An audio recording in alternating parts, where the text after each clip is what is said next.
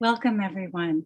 My name is April Doss. I'm the Executive Director of the Georgetown Institute for Technology, Law, and Policy at the Georgetown University Law School, and it is my great pleasure to welcome you all to this virtual event towards inclusive digital trade, data development, and trust. It is such a privilege to have Ambassador Katherine Tai, the U.S. Trade Representative, with us this morning for keynote remarks.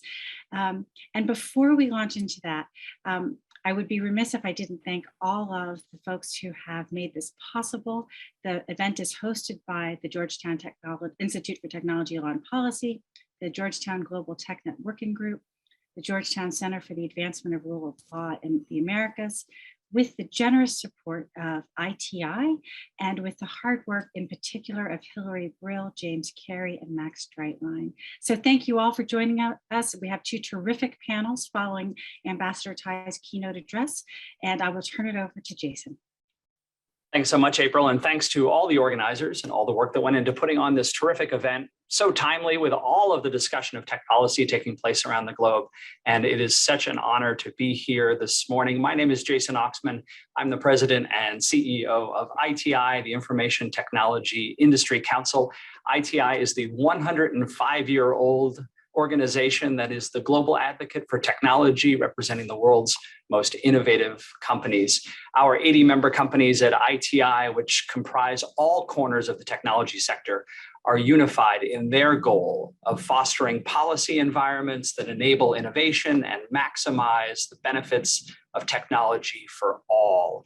ITI members are headquartered around the world, they do business around the world, and we take a global perspective on policy priorities.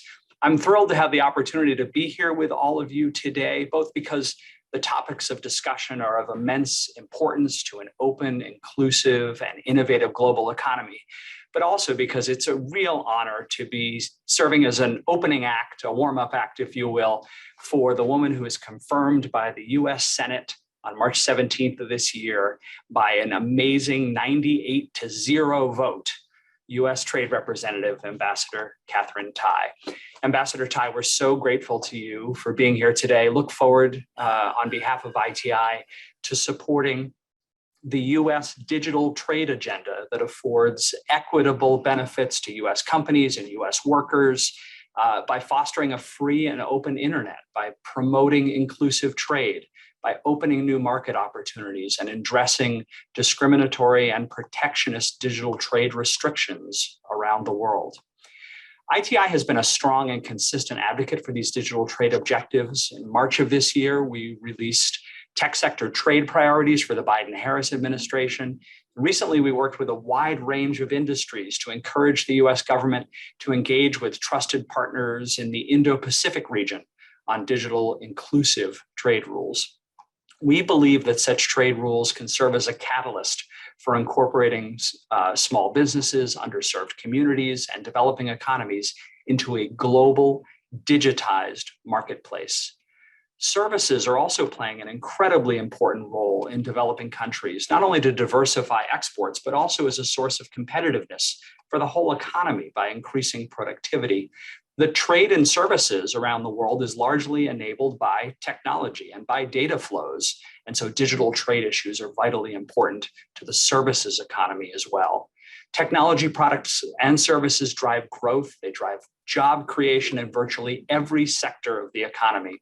Now, while this trend was already well underway, the pandemic has accelerated the adoption and the use of digital technologies around the world in all aspects of our lives, from remote work and education to accessing critical services to staying in touch with our loved ones. In a recent survey, 1 in 3 small and medium-sized businesses reported they would not have survived the pandemic without digital tools.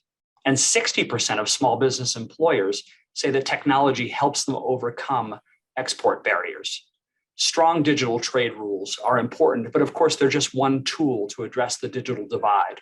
And industry is keen to do our part to facilitate sustainable access to essential goods and services. For all of these reasons, ITI are greatly appreciative, along with our members, for the opportunity to support today's conversations. And I very much look forward to hearing from Ambassador Tai and all of the distinguished speakers here today. On behalf of ITI, I want to thank all of you here today for your work to advance digital trade. Thank you. And now let me turn the virtual podium over to Professor Alvaro Santos to moderate our discussion and introduce Ambassador Tai. Thank you, Jason. Good morning, and thank you for joining us. I'm thrilled to welcome our keynote speaker, United States Trade Representative, Ambassador Katherine Tai. As a member of the President's Cabinet, Ambassador Tai is the Principal Trade Advisor, Negotiator, and Spokesperson on U.S. trade policy.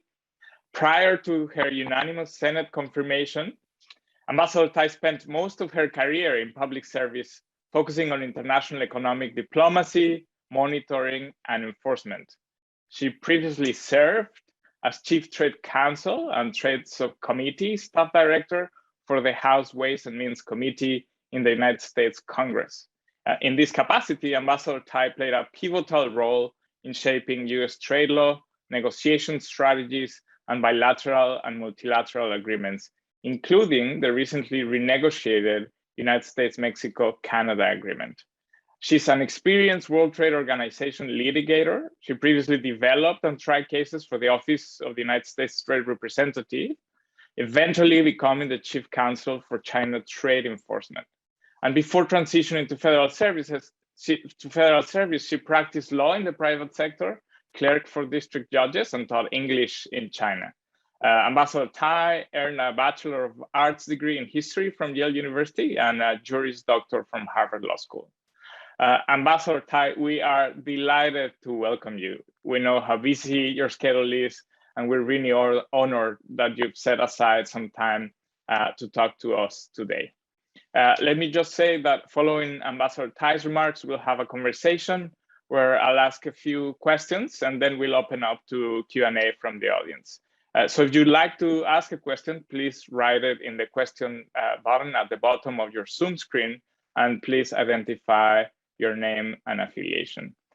Welcome, Ambassador Tai, and the floor is all yours. Thank you so much, Alvaro and Jason, for this very warm welcome. It is my delight to see you on the screen this morning and to be with you. To all of the participants today, good morning.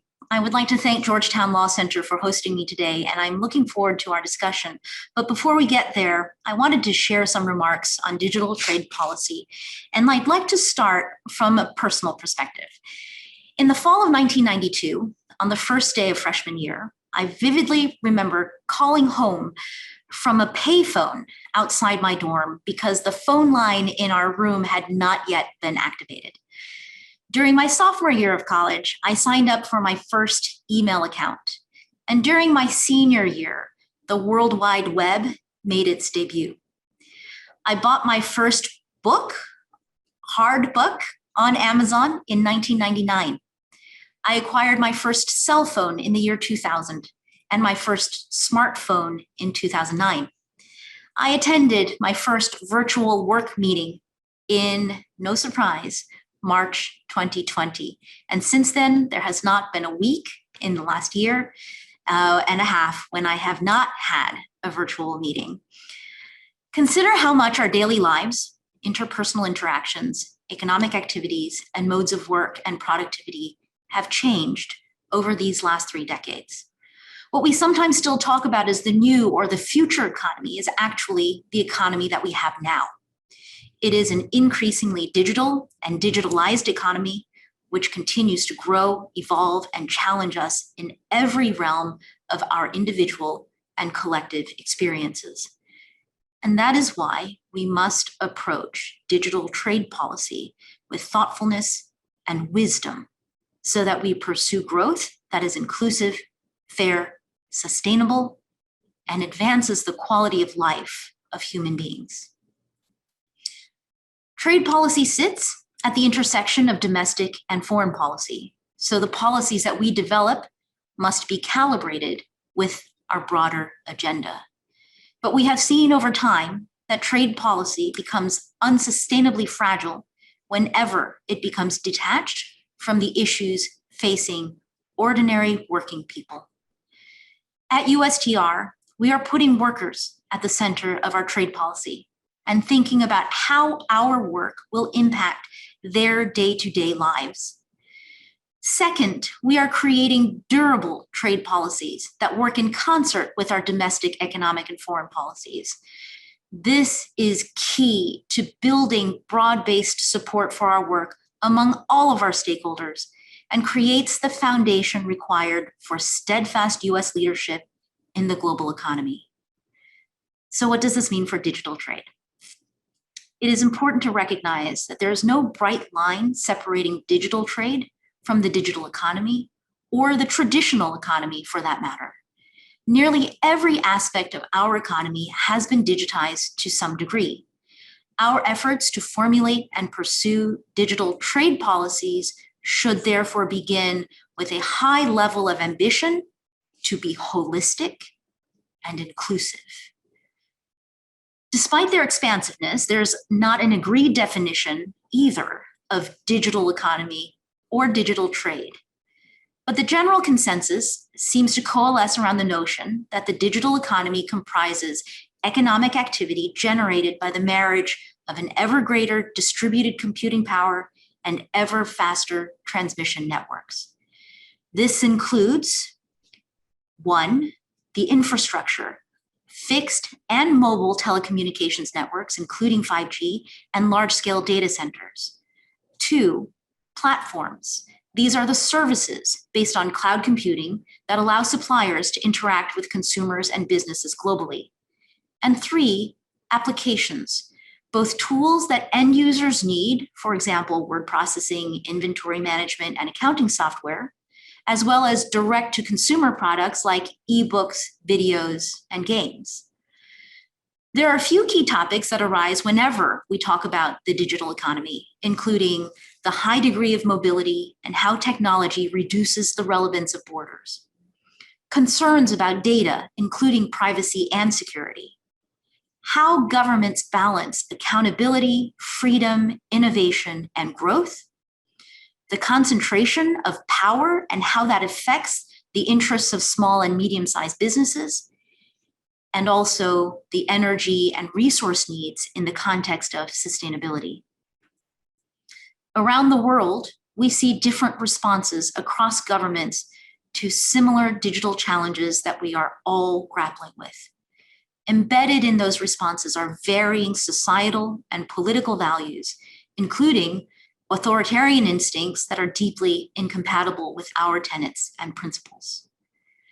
I mentioned earlier that USTR wants to develop durable trade policies, but with technology and our digital economy constantly evolving, achieving durability requires us to prioritize flexible policies that can adapt to these changing circumstances. We've seen what happens when trade agreements and trade policy become outdated and fail to address modern challenges. By maintaining flexibility in our digital trade policies, we can ensure that they remain resilient and long-lasting. I also believe that our approach to digital trade policy must be grounded fundamentally in how it affects our people and our workers. We must remember that people and workers are wage earners as well as consumers. They are more than page views, clicks, and subjects of surveillance. They are also content creators, gig workers, innovators and inventors, and small business entrepreneurs. This means they have rights that must be protected, both by government policy and through arrangements with other governments. On the other side of the equation, we must also recognize that our technology companies are not just innovators and service providers. They are also forces changing the nature of our lived experiences and our society. It is not hyperbole to say that these companies have the power to affect the lives of people and the direction of our civilization's development. That power requires responsibility and accountability, and these stakeholders have responsibilities in shaping the digital economy. Cybersecurity is an illustration of this challenge. Companies and individuals both benefit from digital technologies, but the data they store and process puts both them and consumers at significant risk of attack by criminal and state actors, often from abroad. Companies may face a prisoner's dilemma. Will they invest in cybersecurity protection if their competitors gain a price advantage by not making that investment? How can governments and businesses work together to address this pernicious threat? These goals are not just about national security, but global security. And while these are important ideas, corporate accountability in our tech sector, protecting the rights of consumers and people, we must acknowledge there is a trust gap and ask whether we have adequately designed digital trade rules to meet the needs of ordinary people. We must overcome that trust gap, particularly for workers and consumers, and recognize that the digital economy should also address sustainability concerns.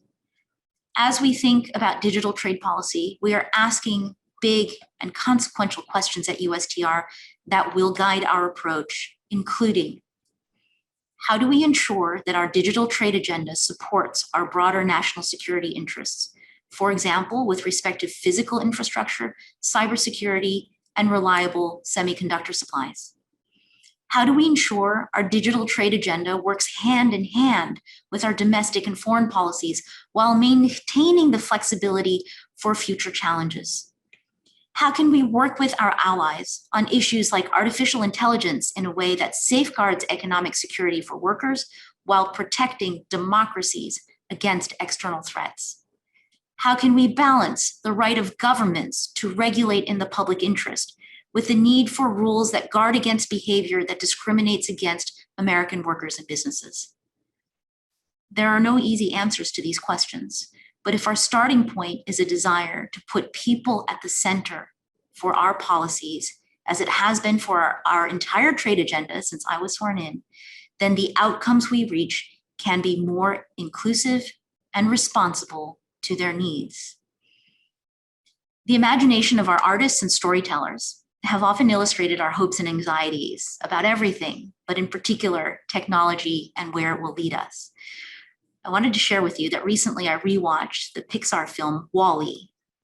It tells the story of a rusty robot named WALL-E who cleans up trash alone on an environmentally devastated and uninhabitable Earth. He encounters a modern robot named Eva, sent from a faraway spaceship where humans have taken refuge. Eva's mission is to look for signs of life on Earth. The movie features relevant themes about the threats our way of life poses to sustainability, the displacement of workers and the future of work, and a struggle of wills between technology in the form of robots and AI and humanity. But it is ultimately a tremendously hopeful story about love, inclusiveness, and resilience. People are rightfully concerned about the future of technology and how it will impact their lives and livelihoods. But there's a lot that we can and should do to address those anxieties, to guide the development of the digital transformation in a positive direction. Governments and policymakers cannot lose sight of the needs of our people and our collective humanity. And we therefore must approach our work on digital trade with thoughtfulness, deliberation, and care. It is particularly important that our approach includes students, like ones who are here today, because you represent the most technologically sophisticated generation in history. And I suspect that you will be the ones with the most open and creative minds that we will need to address many of the policy questions that we face today and will continue to face. The challenges around digital trade policy will not be solved overnight, but it begins with conversations like this. So let's dive in. Thank you so much. Thank you so much for delineating your vision and the Biden-Harris administration's approach to digital trade, and also for your insightful comments and really important questions.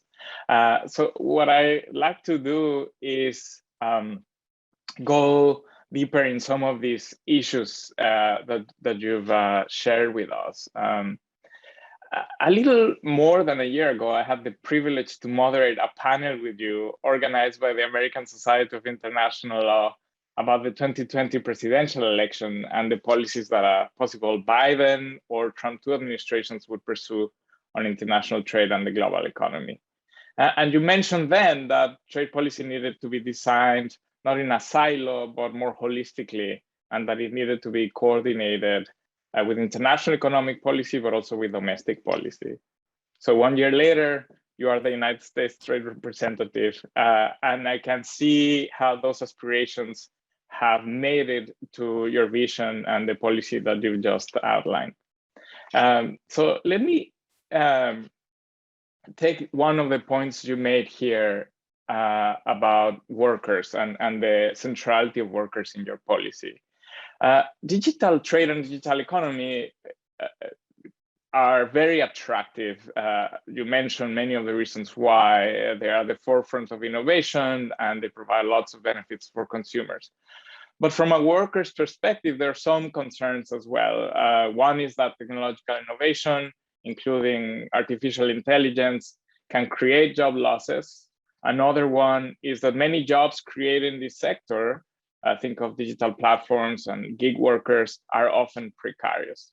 So what does a Biden-Harris administration workers' first agenda mean for addressing these concerns in digital trade? Alvaro, thank you so much for that. And thank you for taking me down memory lane. That seems like a very, very long time ago. I appreciate your question so much. I think that I have been asked this question many times in different formations. What is a worker-centered trade policy? And in this context, especially, what is a worker-centered digital trade policy? And I think my answers are all variations on the same theme, which is it starts with thinking about who you're trying to benefit with the policies that you're putting together. And the conviction that what we really need to do is begin with the point of putting in our minds a human being who is a worker, that's, but also a consumer. And in the context of digital trade, the intersections between the digital economy and the human being are so many. We have to think holistically about how we approach these policies in a way that we are prioritizing the experience of the human being in the economy, in the digital economy. And to your point about workers and this anxiety around the impact of AI on the work that we do, I think this is an anxiety that has been around for a long time through all of the transformations that our economies have gone through. I know that there's common reference to the digital transformation as the fourth industrial revolution. Well, that just tells you right there were three other industrial revolutions that came before with similar dynamics. And I think that given the richness of the information that this digital world offers us, it would really be foolish of us, even more foolish than normal, not to really take lessons and think deeply about how transitions have been handled in the past, well or poorly, and how we really try to position ourselves through the application of trade policy in conjunction with other policies to ensure that we are taking care of the needs of our economy and our workers as we make this transition.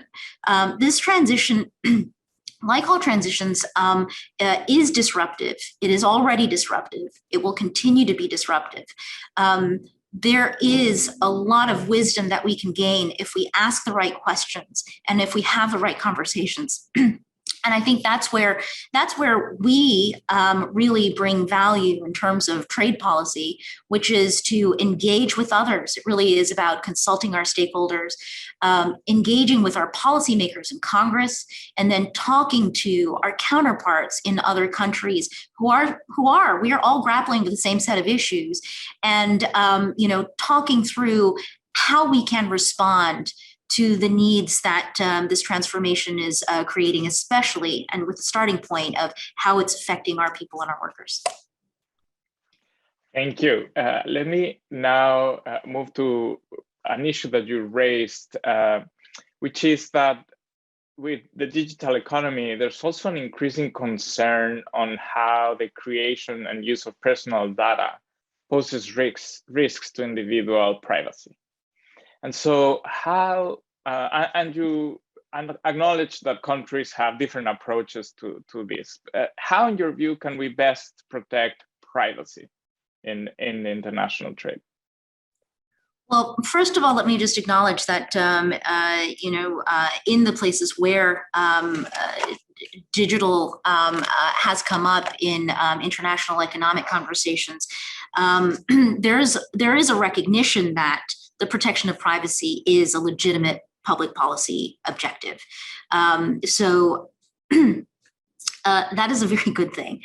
At the same time, as you've noted, privacy is primarily, in the first instance, a set of standards that have to be decided domestically. And so in terms of how we treat privacy through international trade conversations and through an international trade policy, I think that one of the most important principles that we have to respect is that we have to respect where domestic policymakers have set their standards, and then to look at how international connections will allow for those domestic standards to be respected as data travels across borders. Thank you. Let me now ask you a question related to development. And in a recent speech at Geneva, you made a powerful appeal to go back to the original aspirations of trade and thinking about trade as a means to an end, as a means to achieve raising living standards and prosperity. And so from a development perspective, there's been serious concerns and criticisms with the last 3 decades of trade.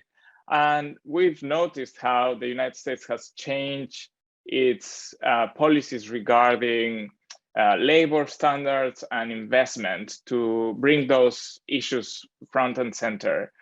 On digital trade, there seems to be an optimism for the free flow of data that's presented often as a way to modernize our trade agreements, but also to catch up with the evolving digital economy. But I worry that we don't acknowledge that there is really an asymmetry in who can create data, who can store it, who can commodify it and use it for profit. And so my question here is whether you think that there's flexibility, or that the US policy can be flexible enough to accommodate developing countries' efforts to foster their own digital economy in what could be thought of as smart industrial policy, or efforts to basically use this new economy and not only be sort of recipients of companies that use their data. Alvaro, that's a great and really important question. Let me take it up in 2 parts.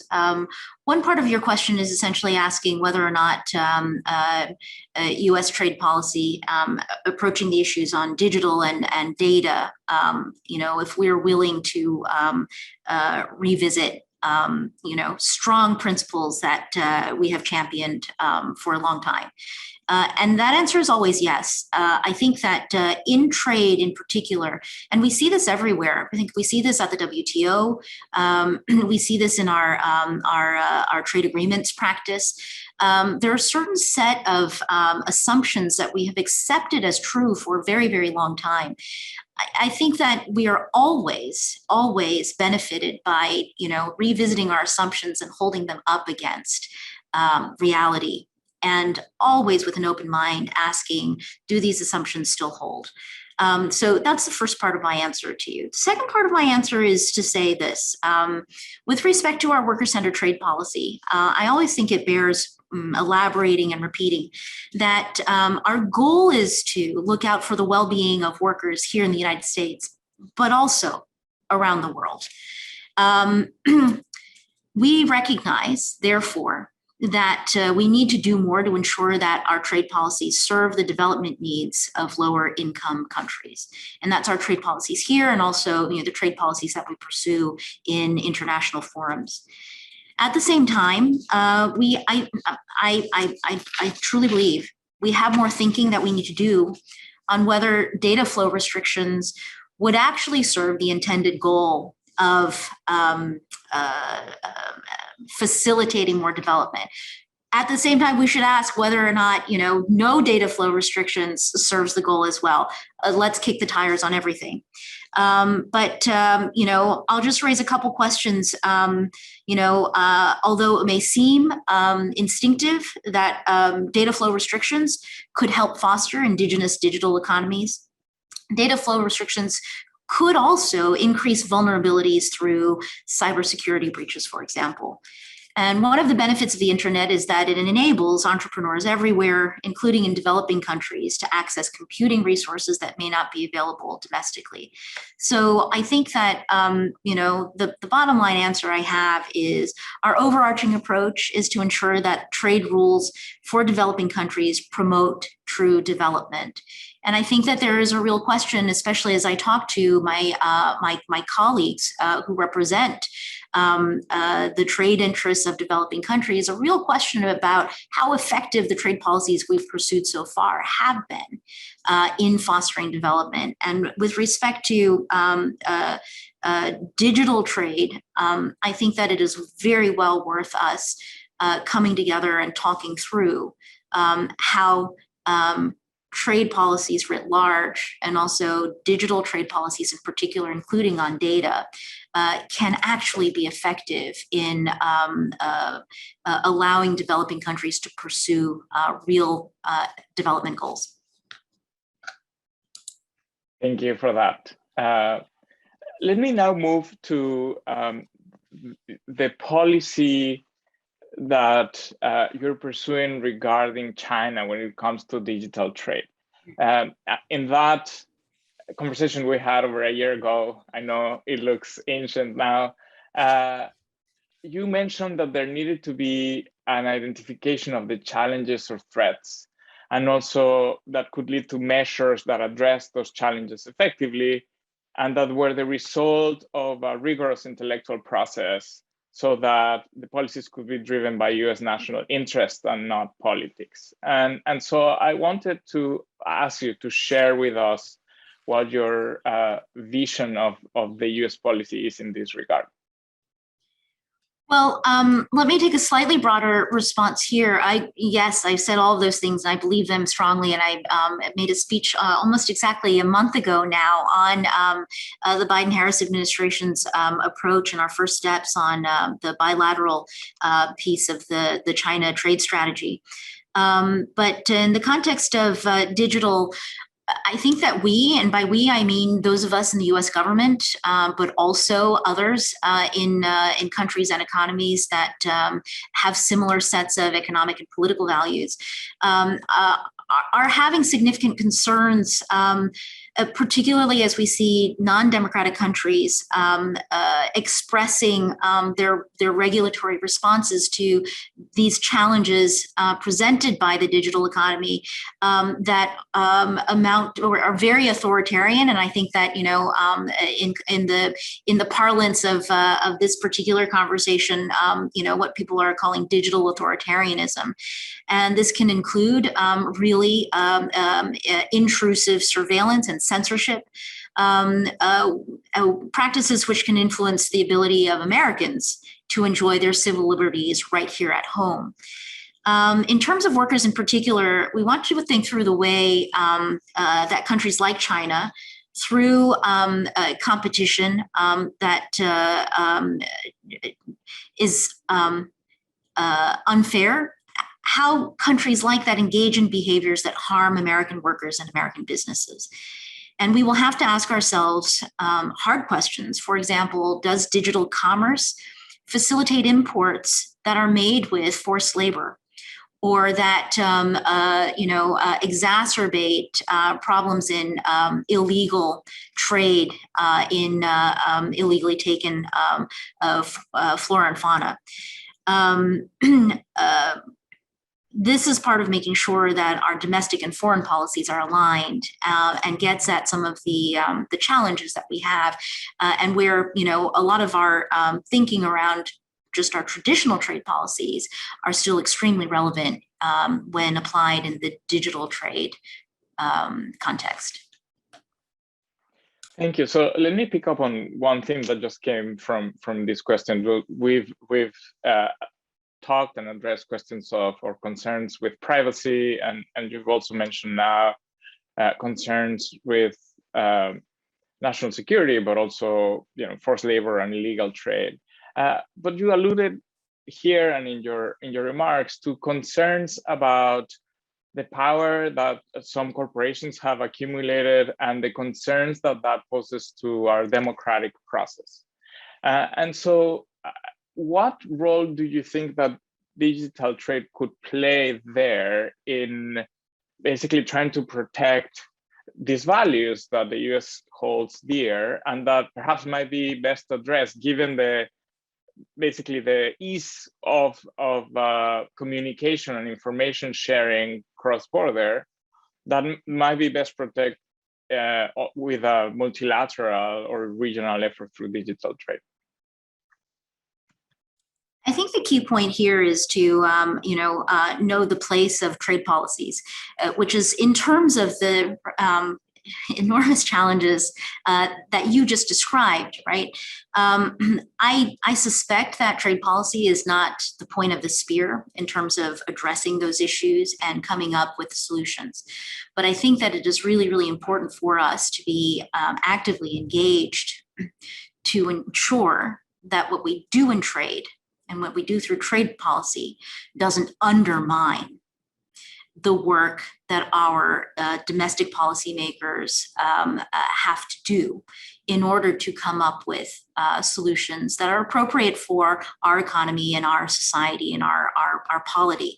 I also think that, because we sit at that intersection between domestic policies and international policies, we can offer value in terms of, this human network of focused engagement with trading partners who are facing the same issues and who we expect are also trying to figure out how they can reinforce the values and the solutions that are being developed by their domestic policymakers, and how we can become some of that, glue and connective tissue between economies and countries that have similar values, who are all working through similar issues at the same time.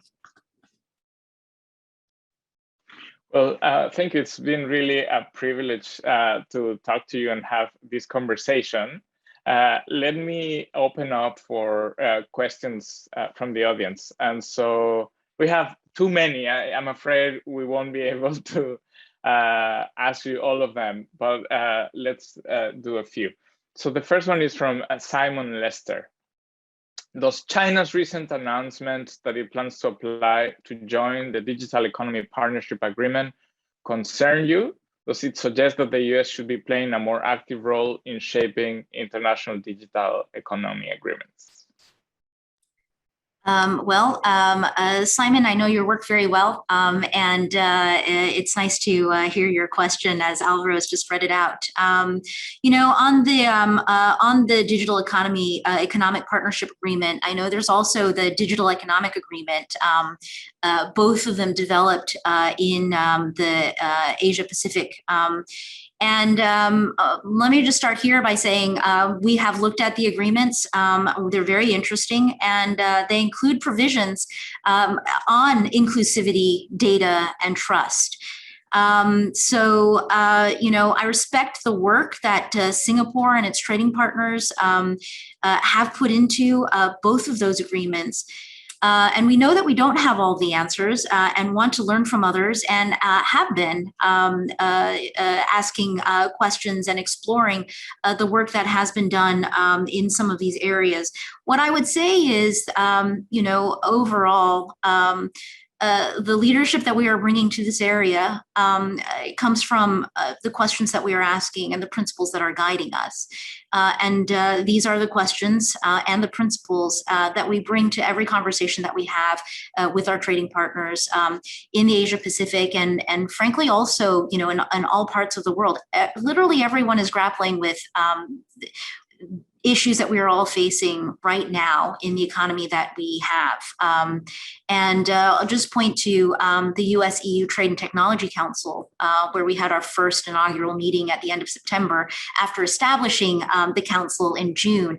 And they're the same questions really, you know, tailored for that particular relationship between the US and EU that we're looking at there as well. So, you know, let me just say, this is the leadership that we are bringing. And this holistic inclusive approach is one that we think is critical to ensuring that we have flexible, resilient, durable policies that we can work towards that are going to strike the balance between creating the guardrails that we need but not to forcing ourselves into corners that are going to be ones that we regret later on. The next question is from Georgetown Law student Charlie Lanter, who asks that recent polling indicates broad support for international trade among Democrats, but a decline among Republicans. How can the administration engage with Republicans to increase their support for international trade?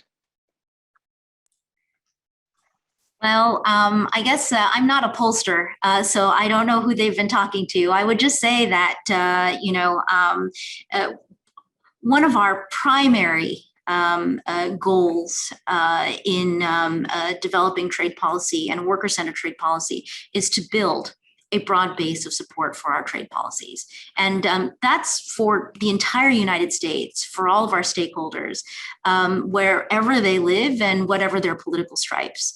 So, you know, I appreciate the question a lot because that is a guiding principle for what we're doing is to build trade policies that enjoy greater support because that is what we need as the United States. That is what we owe to our stakeholders.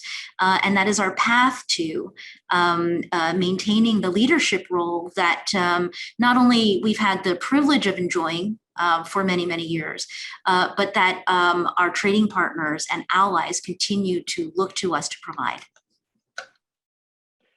So next question from Mark Scott from Politico. In relation to data privacy as part of international trade discussions, how optimistic are you in getting an agreement with the US and Europe on the so-called Privacy Shield data agreement by the end of the year? Well, that threw me for by the end of the year.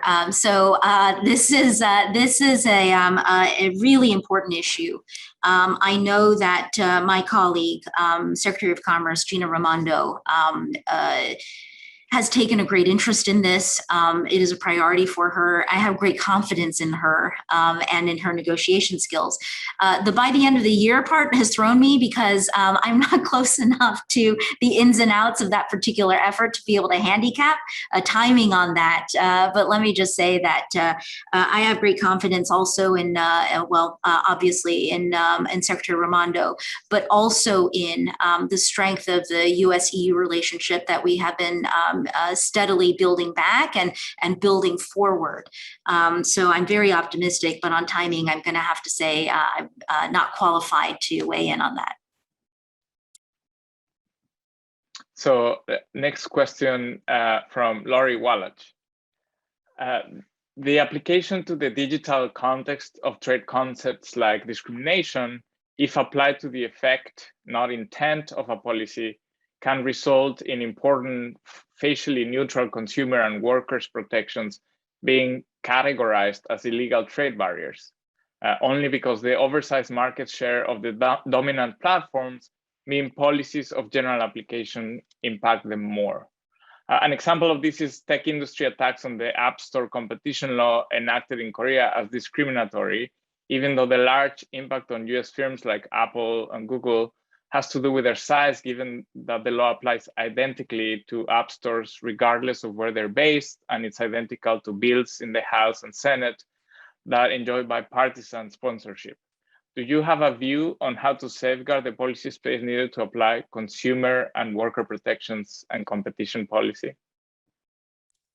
So I appreciate that question from Lori, and I think it really demonstrates how knowledgeable she is about some of these issues. In terms of whether I have a view, I agree that those particular interests are ones that we need to safeguard. In terms of how we do it, I think that, I'll just, for purposes of this conversation, lump it into the, this is hard. And Lori is right to identify the challenges in this area. And,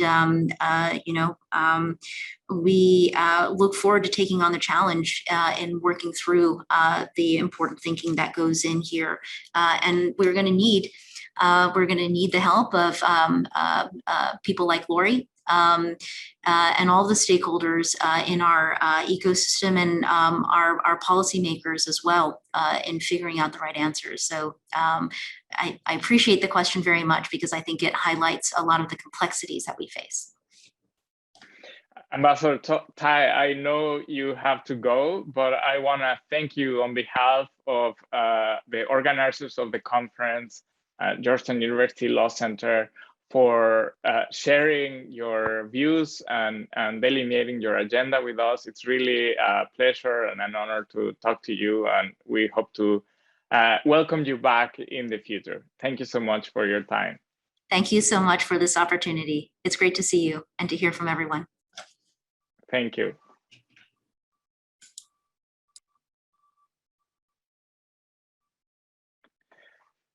And so now I'm going to hand the virtual podium to my colleague, Anupam Chander, professor at Georgetown Law, who is going to moderate our first panel on digital trade and development.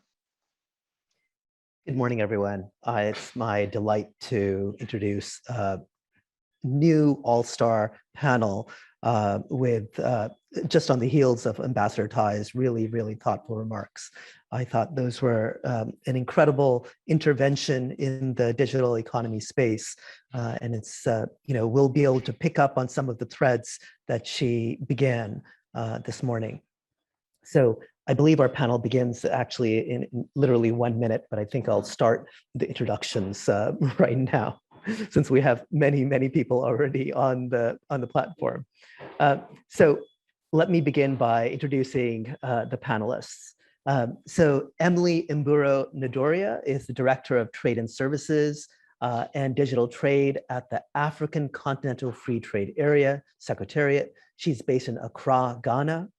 She was previously a trade policy expert at UNCTAD, and she holds degrees from Egerton University in Kenya, a master's degree from Cape Town, and an MBA from Webster University in Geneva. So multiple continents and multiple universities represented in Emily's education. Michelle Bordachar is at Derechos Digitales. She holds a degree from the University of Chile and LLMs from Chile and the University of Heidelberg, where she teaches a course on society, technology, and personal data. Xinyi Peng is Distinguished Professor of Law at National Tsinghua University in Taiwan. She is a former commissioner of the National Communication Commission of Taiwan, and she holds an undergraduate degree from the Chinese Cultural University and an LLM and JSD from the University of Wisconsin. Neha Mishra is a lecturer at Australian National University. She completed her undergrad studies at National Law School in Bangalore in India, and holds an LLM from LSE and a master's from the National University of Singapore and a doctorate from Melbourne. So I think that's multiple continents again, and again, all across the world where she has gained her education. She previously practiced in London and New Delhi. Parminder Jeet Singh is Executive Director of IT for Change, an India-based NGO. He has been an advisor to various UN bodies, too many for me to try to list here. Parminder was a member of the committee that developed India's draft e-commerce policy and is now a member of India's Government Data Governance Committee. So with this incredibly impressive set of panelists, let me begin. I'm going to pose my first question to Emily. This year marks a historic moment for Africa. Some 55 countries have together launched the African Continental Free Trade Area as of January 1st of this year. It's a tremendously ambitious agenda, but there are a lot of hurdles in uniting the diverse countries of Africa. What are the plans for digital trade in this region? Thank you very much, Anupam, and really it's a pleasure to be part of this panel, and thank you to the organizers of the workshop for reaching out to us to be part of this program today. And as your question directs, really, to also have a platform to sensitize the global community on what we are doing here at the African Continental Free Trade Area Secretariat and member states, or state parties as we call them here at the AFCFTA. As you have already introduced me, I will not go into that, but maybe to also say that after the remarks or the question and also the question and answer by Ambassador Tai, you feel like there is nothing else to really speak about, but really mine is then to say that most of the elements that she mentioned are part of what we also are hoping to do and to achieve here at the AFCFTA. Just maybe a snapshot to say that the agreement was signed in Kigali, Rwanda in March of 2018. And it entered into force in May of 2019. So it actually even gives you a clean idea of what, of how interested our heads of state and governments are in ensuring that the AFCFTA is actually a reality. And also maybe to mention that it is part of the AU Agenda 2063 that is meant to bring together, to open up Africa into a single market. So we truly hope that we will be able to achieve that. Having said that, we have 2 phases of negotiations. We have already finalized negotiations. We are in the process of finalizing negotiations in the area of trade in goods and trade in services. And we also have what we call our phase 2 issues that are currently under negotiations. And that is intellectual property rights, digital trade, investment, competition policy, and a 5th one, which brings in the issue of inclusivity, which is women and youth in trade. So we are actually going to have a protocol that will specifically bring in the issues of women and youth at the heart of the AFCFTA. Now, moving then specifically to issues of digital trade, in May of 2021, the ministers responsible for trade actually established what we are calling the Committee on Digital Trade. And this committee is meant to coordinate and facilitate the negotiations on the protocol on digital trade. And maybe to say that this was meant to be phase 3, but with the COVID effects, COVID has changed the way we all do business, the way we all interact, and that has been mentioned in very many forums. And one of the key elements then was brought in to say, how can we then have a rules-based trade in the digital space? So that is what made it very important for us in this second phase of negotiations to actually include digital trade. In the beginning, it was being called e-commerce, but we felt that e-commerce was very limited. And so that is why we changed it then to digital trade. Now, the Secretariat is currently at the preparatory stage. We in the next few weeks, we'll be having brainstorming sessions and also stakeholder engagements with relevant agencies and policymakers, so as to come up with what are really the key elements we want to include in in the protocol. And for me, coming to such workshops and meetings becomes very important, because then I also get to hear what the global community is also doing in the area of digital trade and digital economy, and also it widens our understanding, and we can also include in the protocol. So that's just in a nutshell what we need to be doing at the AFCFTA. And maybe then to mention that the main objective of the AFCFTA is to have a single continental market for goods and services and investment, and to boost intra-African trade. And as we know now, we need that digital trade, and Ambassador Tai has really put it very well. Without the digital economy right now, there isn't much that we can be able to do in any of the different areas. So we are also hoping that this, of course, will help in terms of the African digital trade environment being more established. As we all very well know, there are several gaps and needs that are there in the African continent, so as to be able to address cross-border digital trade issues. And of course, we just need to say that we need to come up with ways and means to then deal with the digital divide, and also the regulatory barriers that are undermining the use and development of digital trade in Africa. And so for us, we see that the development of this protocol is an opportunity for African governments to then develop a rules-based continental arrangement that will be fundamental in the removal of unnecessary barriers and for the use and development of digital trade. So I hope I have answered your question. I know I have gone on a little bit, but I think it was important to set the pace of what we're doing. Thank you for now. No, I'm very excited. And you made plain that there's no perfect kind of short form for the African continental free trade agreement. The CFTA is quite a mouthful, to say the least. So I think you need to move something like the EU. AU is a nice easy option here. But that may be a little bit more ambitious than is intended right at the moment. Okay. So we'll get there one day. We'll get there. Good. I like that, the optimism. Okay, Parminder, I want to turn to you if I can. South Africa and India have objected to the WTO e-commerce initiative.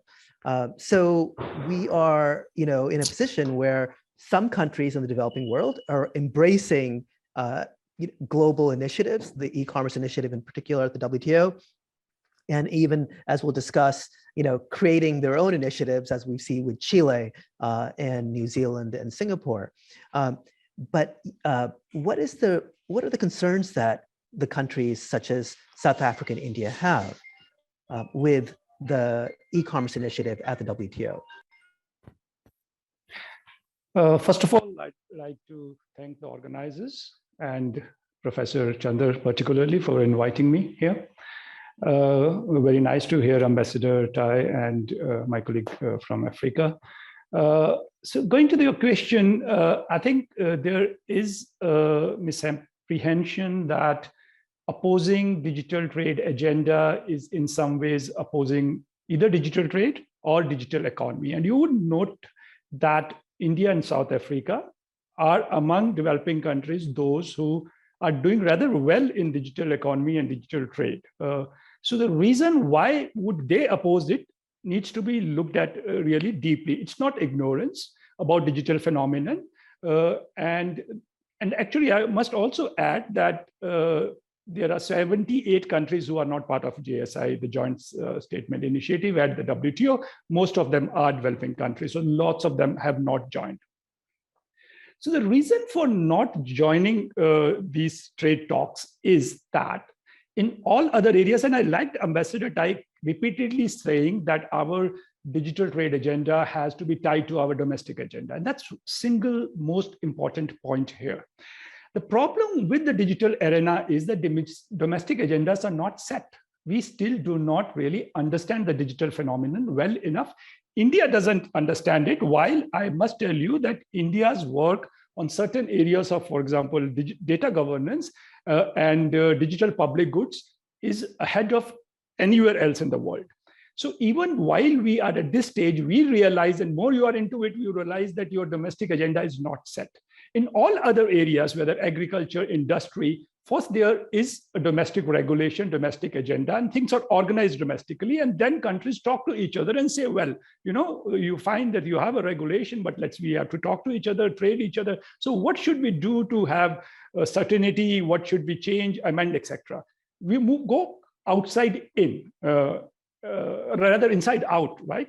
Now, what is happening is that the domestic agendas are not ready. We don't even understand data, what to talk about AI, which is not understood by any country properly. And I very closely interact with EU, for example, who is far ahead than many others.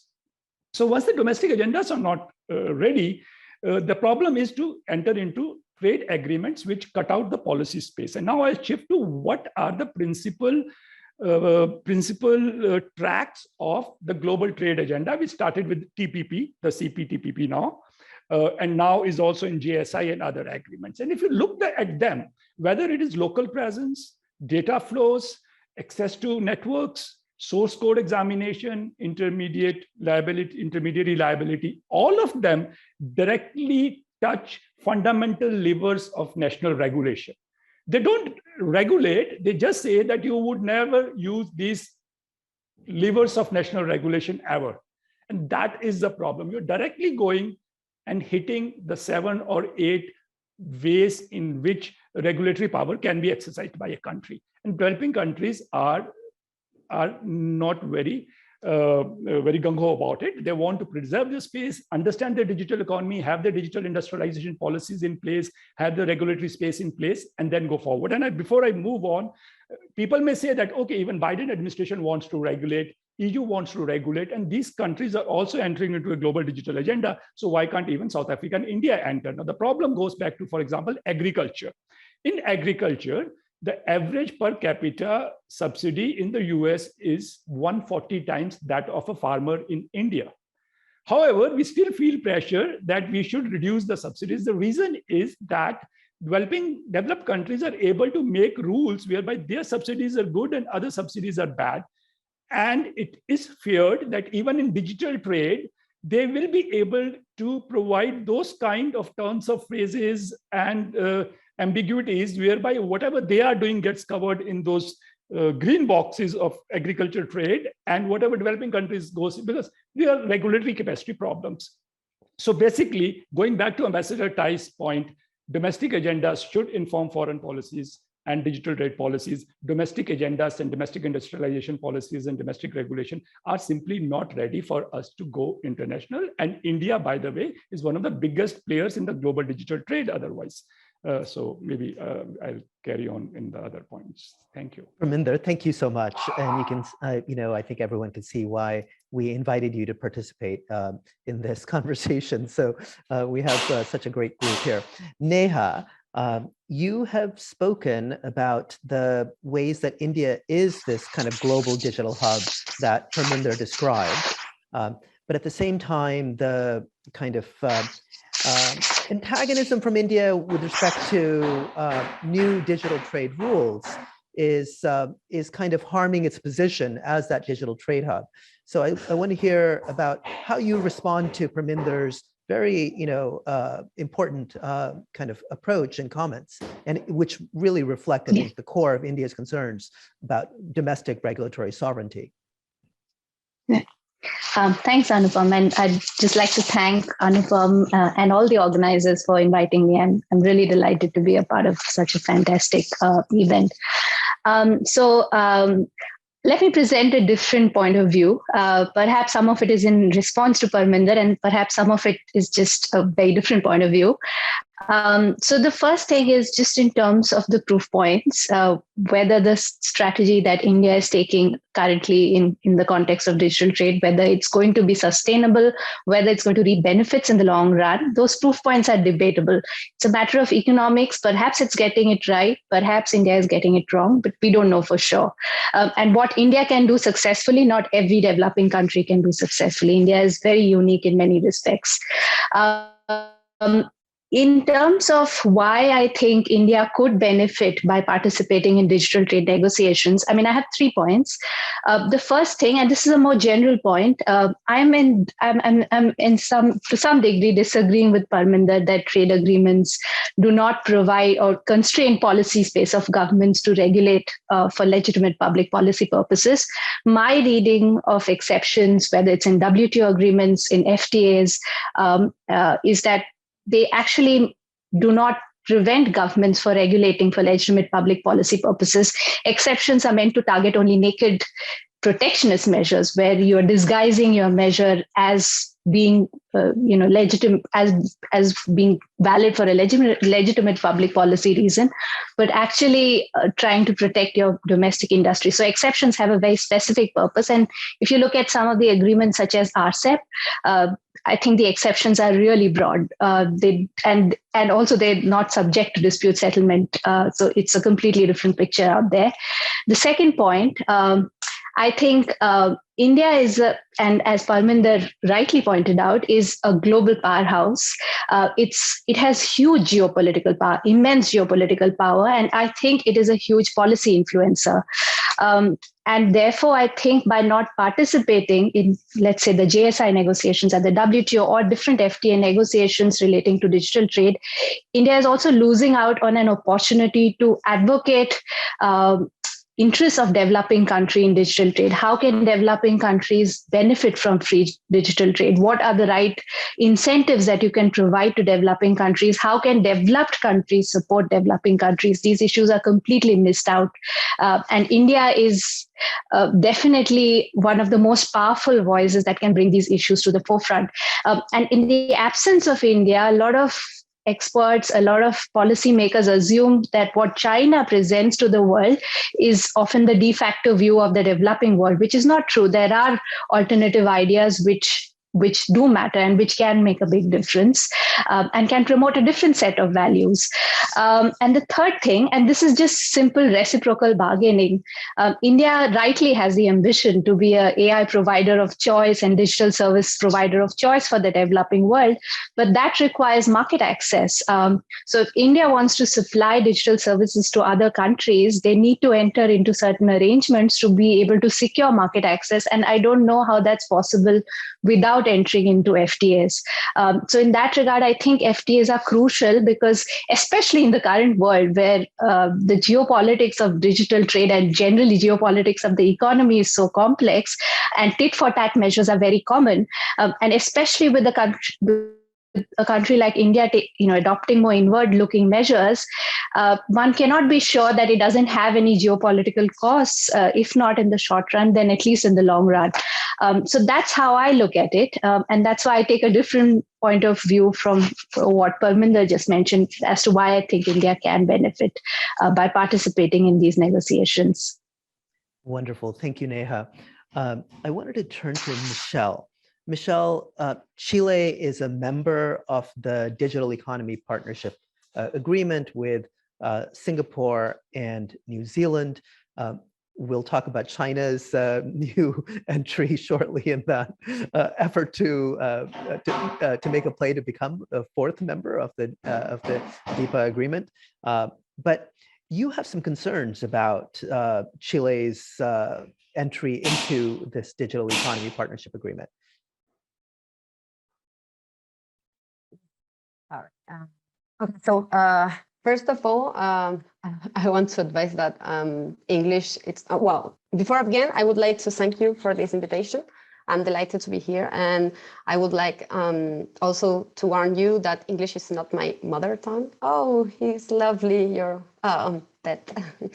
And not even my second language, so please forgive me if I have difficulties in expressing myself or I do it in a very informal way. So Yeah, well, also, first of all, when we are talking about, we are concerned about the rules that will regulate the cross-border flow of personal data. We're not talking just about privacy. We're talking about equality before the law, freedom of expression, and so on. We cannot forget that privacy is an enabler of other fundamental rights. So I can hardly exercise my right to freedom of expression without privacy, or not to be subject to arbitrary discrimination if my sensitive information it's on the possession of third parties. So, and yeah, so our concern is that in Chile, we always get very excited about being the first one in something. So now we are really excited about being the like former participants of DIPA, and as if we are having participated in its creation of its being our idea. But what does DIPA say? At least for what are the cross-border transfer of information, which is the topic that I have researched. Well, what appears to be a modern e-commerce regulation is largely a copy of the text of CPTPP, which in turn closely follow other USA treaties. So in fact, if you compare the chapter 14 with the DIPA module 4, it's practically the same. So what worries us about this wording is that it gives countries the freedom.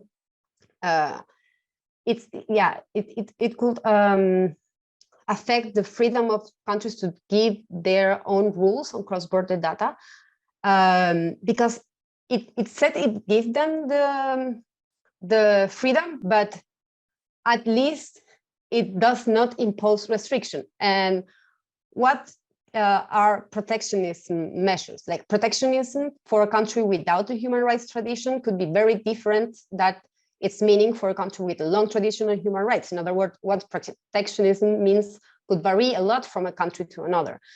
And this is particularly complex for countries that adhere to this treaty without having an adequate protection law, that it's our case, because our personal data protection law that dates from 1999. So any modification that we could make to our law will mean substantive change to the data flow rules, and that can be point as a protectionism measure. So our concern is that the closed model followed by DIPA that came from CPTPP on data flow limits the ability of countries to set their own standard. And with this, I finish that in this proposal, we know the argument that these agreements are not limiting the possibility for countries to set their own data protection rules. But if it wasn't the meaning, why we do not take the wording proposed by Europe? Because it's the wording proposed by Europe in their treaties, international treaties, it's very similar wording, but with some details that make a huge difference.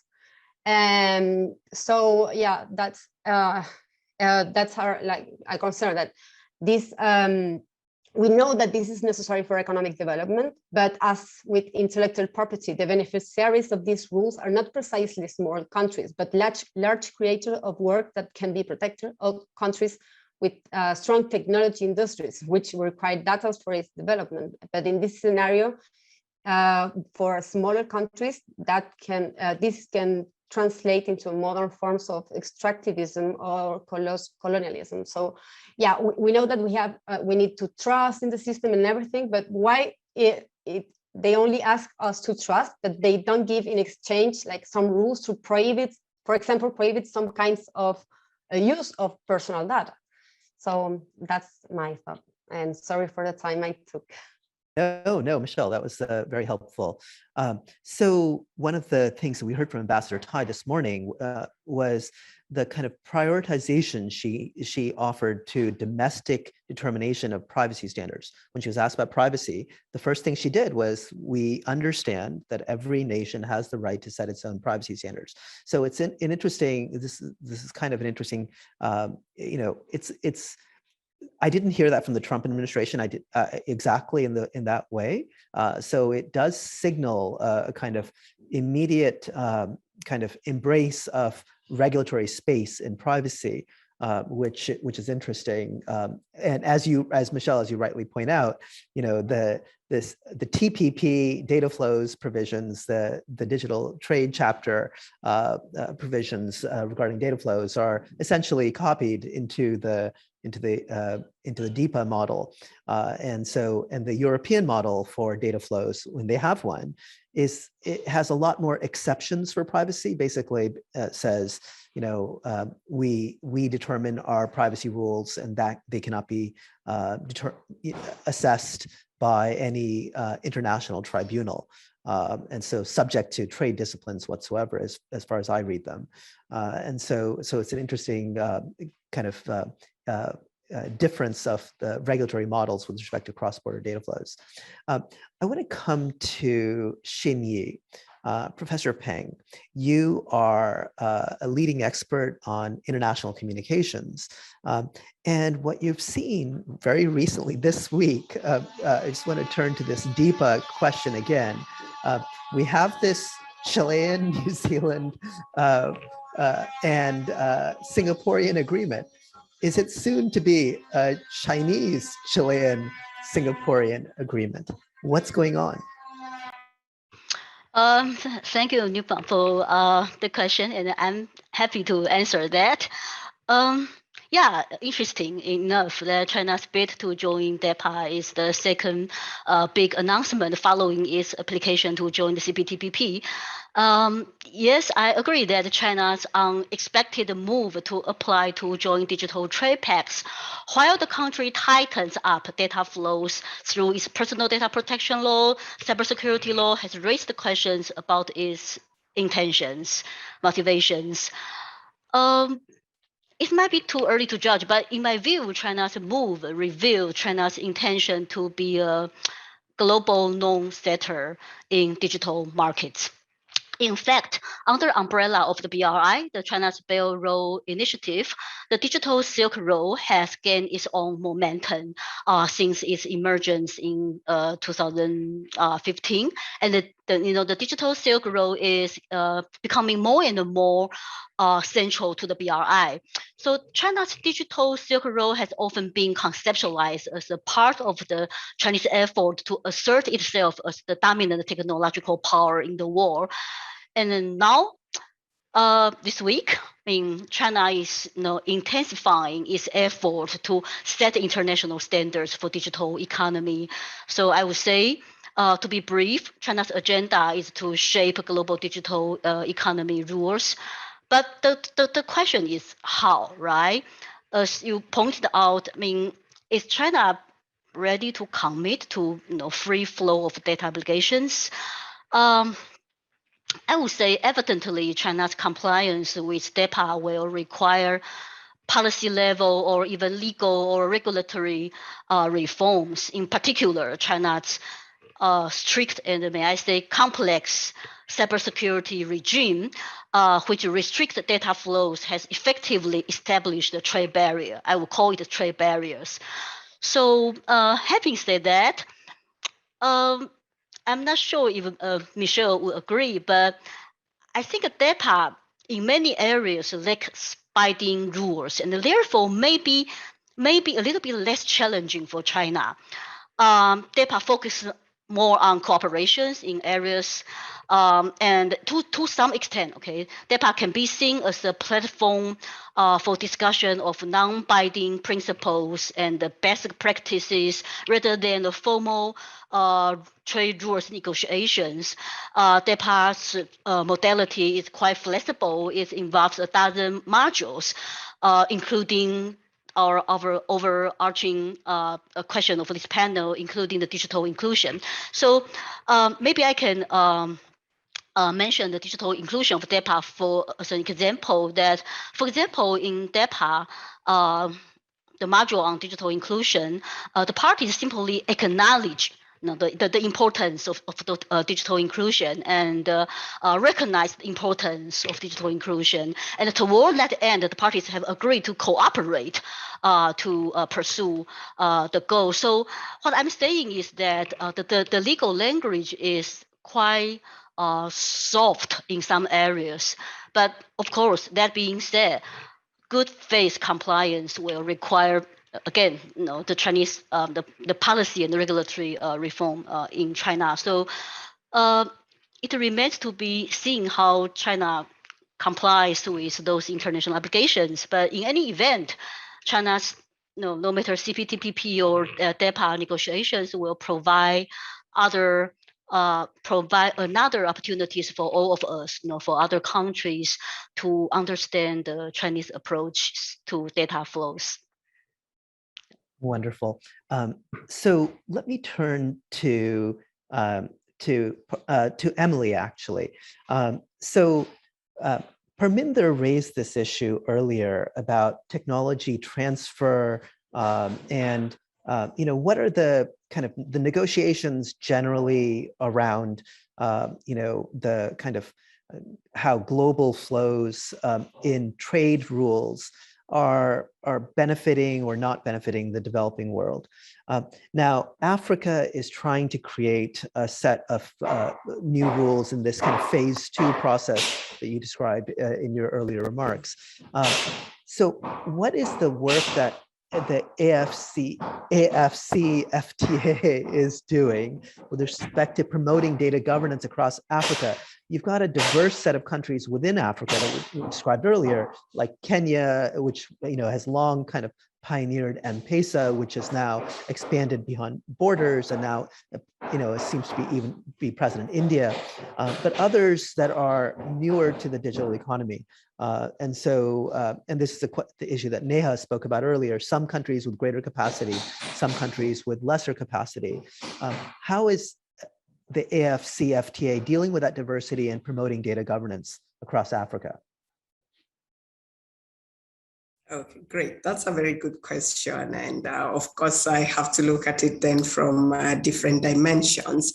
And maybe just to say, of course, data governance is key to issues of digital trade. And having said that, we are looking at how then do we build on what is already happening, not only at the African Union level, but also in our regional economic groupings. Some of them have gone ahead. You have mentioned M-Pesa. M-Pesa started in Kenya, and now it's being used by basically, say, all the partner states of the East African community. So it's already one of the well-recognized digital payment systems in Eastern Africa, for that matter. So you can already see there is a lot in practice that is already going on.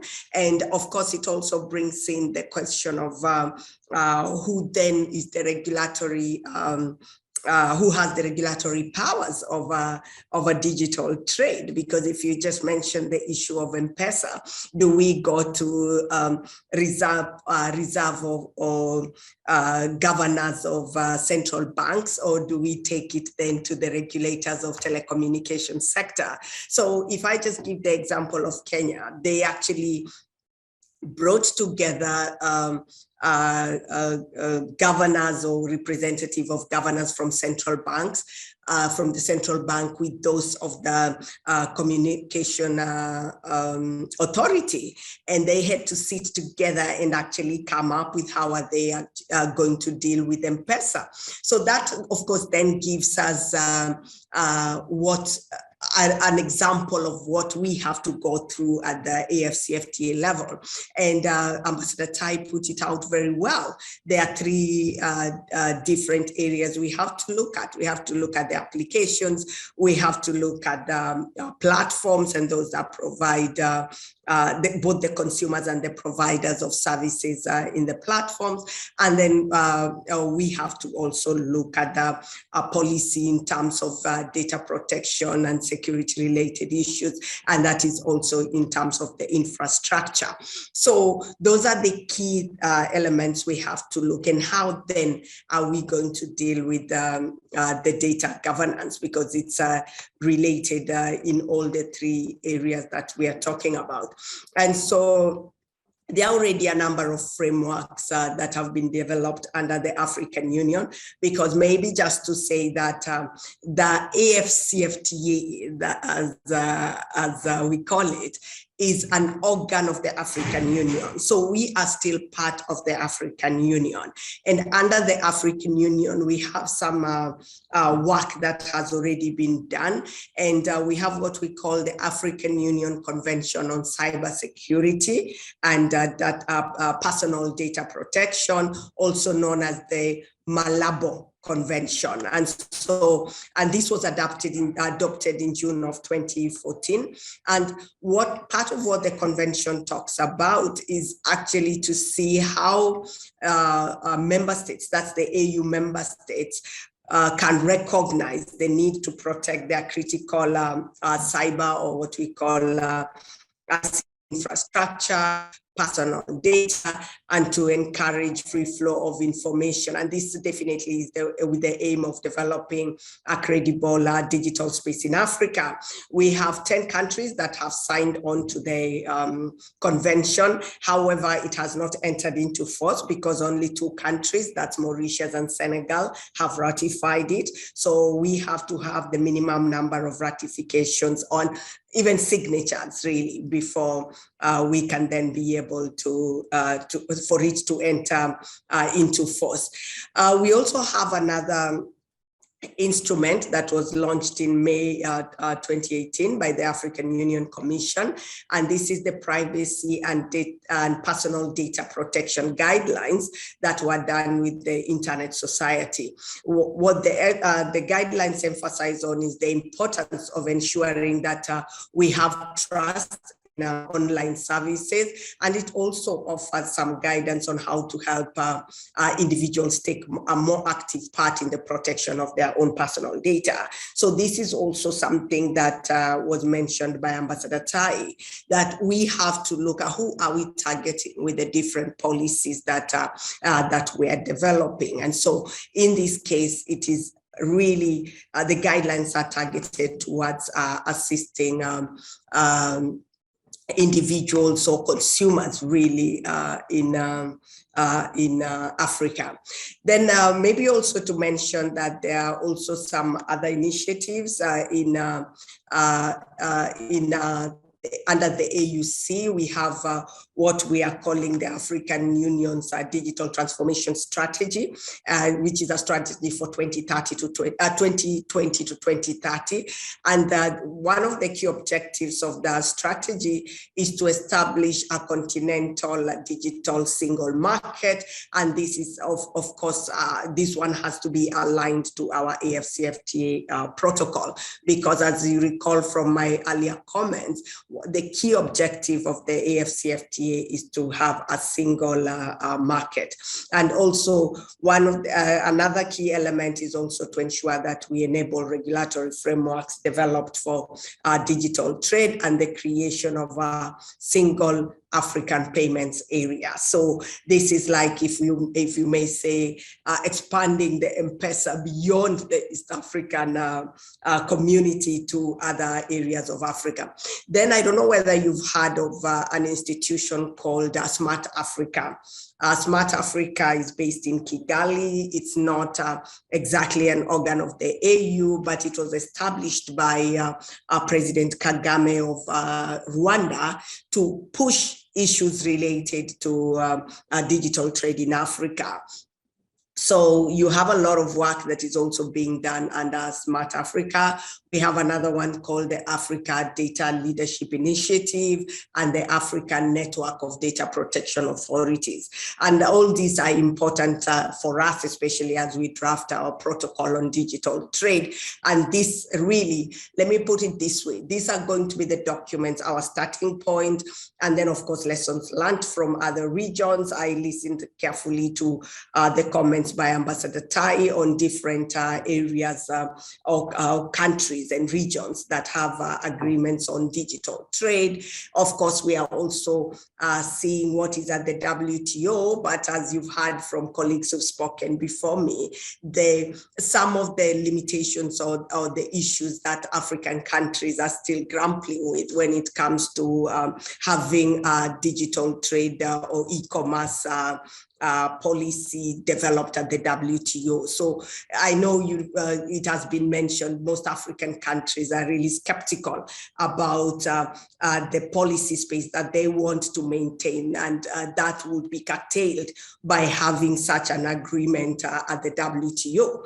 And generally speaking, we all need the flexibilities that come with the changing world when it comes to issues related to technology. You cannot really say that you let go of your policy space at that juncture when you don't even understand the issues that we are all grappling with as when dealing with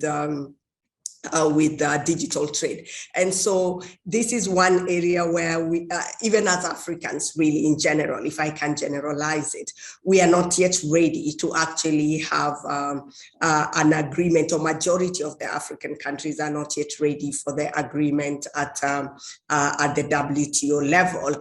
And it wouldn't be right now, or it's still premature to actually talk about technological neutrality, and whatever is committed through and through.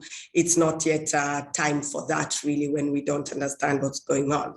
Maybe also to mention that at national levels, you have a number of African states that have started developing data protection regulations, but we'll say that most of them really do not have the data protection regulations. And so that is why what we are doing at the continental level becomes very important. And also where we have the regulations, implementation is also a problem. So we are looking at how do we then come up at the continental level with a unified approach to dealing with issues of data protection, and what then are we going to be talking about when we talk about localization of data?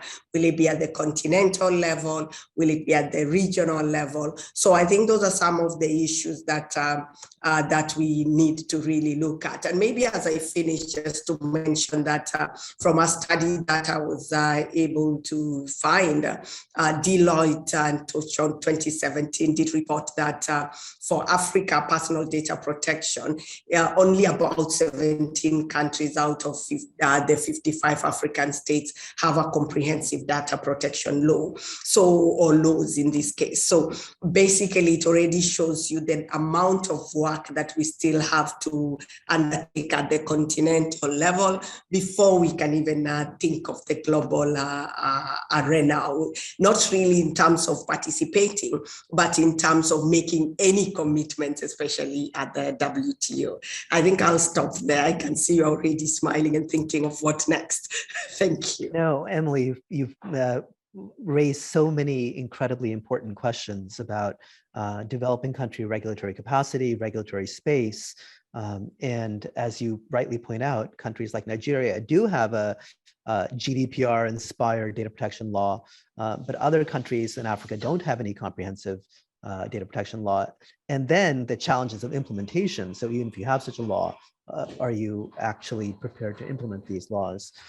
And then the question, if you don't know what your own laws should look like, how can you then go ahead and agree to these to disciplines about those laws at the global level? That's a challenging question. And I want to kind of follow up. I want to come to a very technical question that Xinyi has worked with for a while. Xinyi was on the National Communications Commission, and the National Communications Commission in Taiwan had an obligation to basically provide internet access to every village in Taiwan. And that was a kind of broad mandate for universal access. So Shinyi, can you tell us a little bit about what you learned from that experience and what your advice is as developing countries think about those kinds of questions? Okay, thank you for the question. This is not an easy question. Yeah, in recent decades, universal services policy has been the most popular legal mechanism for countries in the promotion of digital inclusion. The problem is that neither universal or nor services are self defining terms in most of countries, and generally speaking, the universal service policy offer a fair degree of interpretive flexibility as technology evolves, right? So so since the concept of telecom universal service was introduced, it essentially refers to the provision of minimum telecom service to people at an affordable price. That's the case in Taiwan. But now how do we define universal and how do we define minimum? Minimum, generally we just think that minimum is something that people actually need, the basic needs. So yeah, you raised an important question that so what I learned from this, I think is the most difficult part in practice is that in this digital age of today, how much broadband do we need? How much telecom service represent the minimum? And today the panel is about trade and development, right? So how much is minimum in terms of development? Considering the uncertainty surrounding the technological developments, it is necessary for the telecom regulators to operate in a reactive manner. I mean, to implement the universal service policy that can adjust to the unique changes in communications technology, 3G, 4G, 5G. And most jurisdictions use vague language in the telecom law to offer a fair degree of flexibility. So in practice, the definition of a universal service is, I would say, pragmatic. But in this context, I would like to respond to your question that I think there are some standards there that I would like to point out that the United Nations 2025 target for 25 megabit per second broadband internet user penetration are to reach 65% in developing countries and 35% in LDCs. So based on the UN's 2025 target, 25 megabit per second seems to be the answer for developing country and LDCs, which is a wide gap compared to the EU 2025 gigabit connectivity policy goal. Yeah. Stop here. I was going to ask you whether or not you think where you think broadband starts, and I think 25 megabits seems to be at least a minimum view of that. So yeah, and minimum versus the gigabit, megabyte per second, gigabit per second. So let me go back and let me just remind the audience that we are welcoming questions. So feel free to insert questions in the Q&A tab at the bottom of your screen. Now, I wanted to return to Parminder. Parminder, you have, are at the forefront of these kinds of questions for India in particular. And, what are the greatest risks that you see for developing nations as we enter into this world of digital trade? The risks are, of course, two. One is the regulatory space, and we are not able to regulate things. And not all institutions in different parts of the world follow the same template. Structural realities in developing countries, not only regulatory capacities, but the way businesses are organized, etc., can be different. Therefore, different regulatory models are needed, and that space is needed. And second part is the digital industrial policies, which are needed basically to protect infant industry, to to provide support to platform-dependent actors, the traders, the farmers, as everything gets platformized. Even doctors are on platforms. And every sector has different needs. When doctors are dependent on a platform, that is very different from traders dependent on Amazon, or teachers getting platformized, or education getting platformized.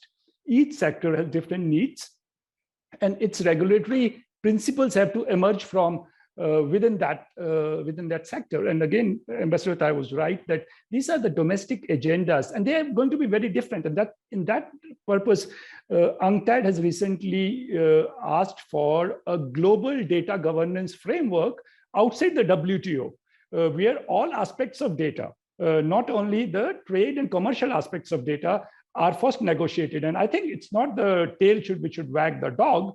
It's not the commercial aspects which will determine how the digital and the data systems shape up, but a larger holistic view of, and holistic word was again used by Ambassador Tai, of what is data in health different from data in education, in what are the feminist aspects of data.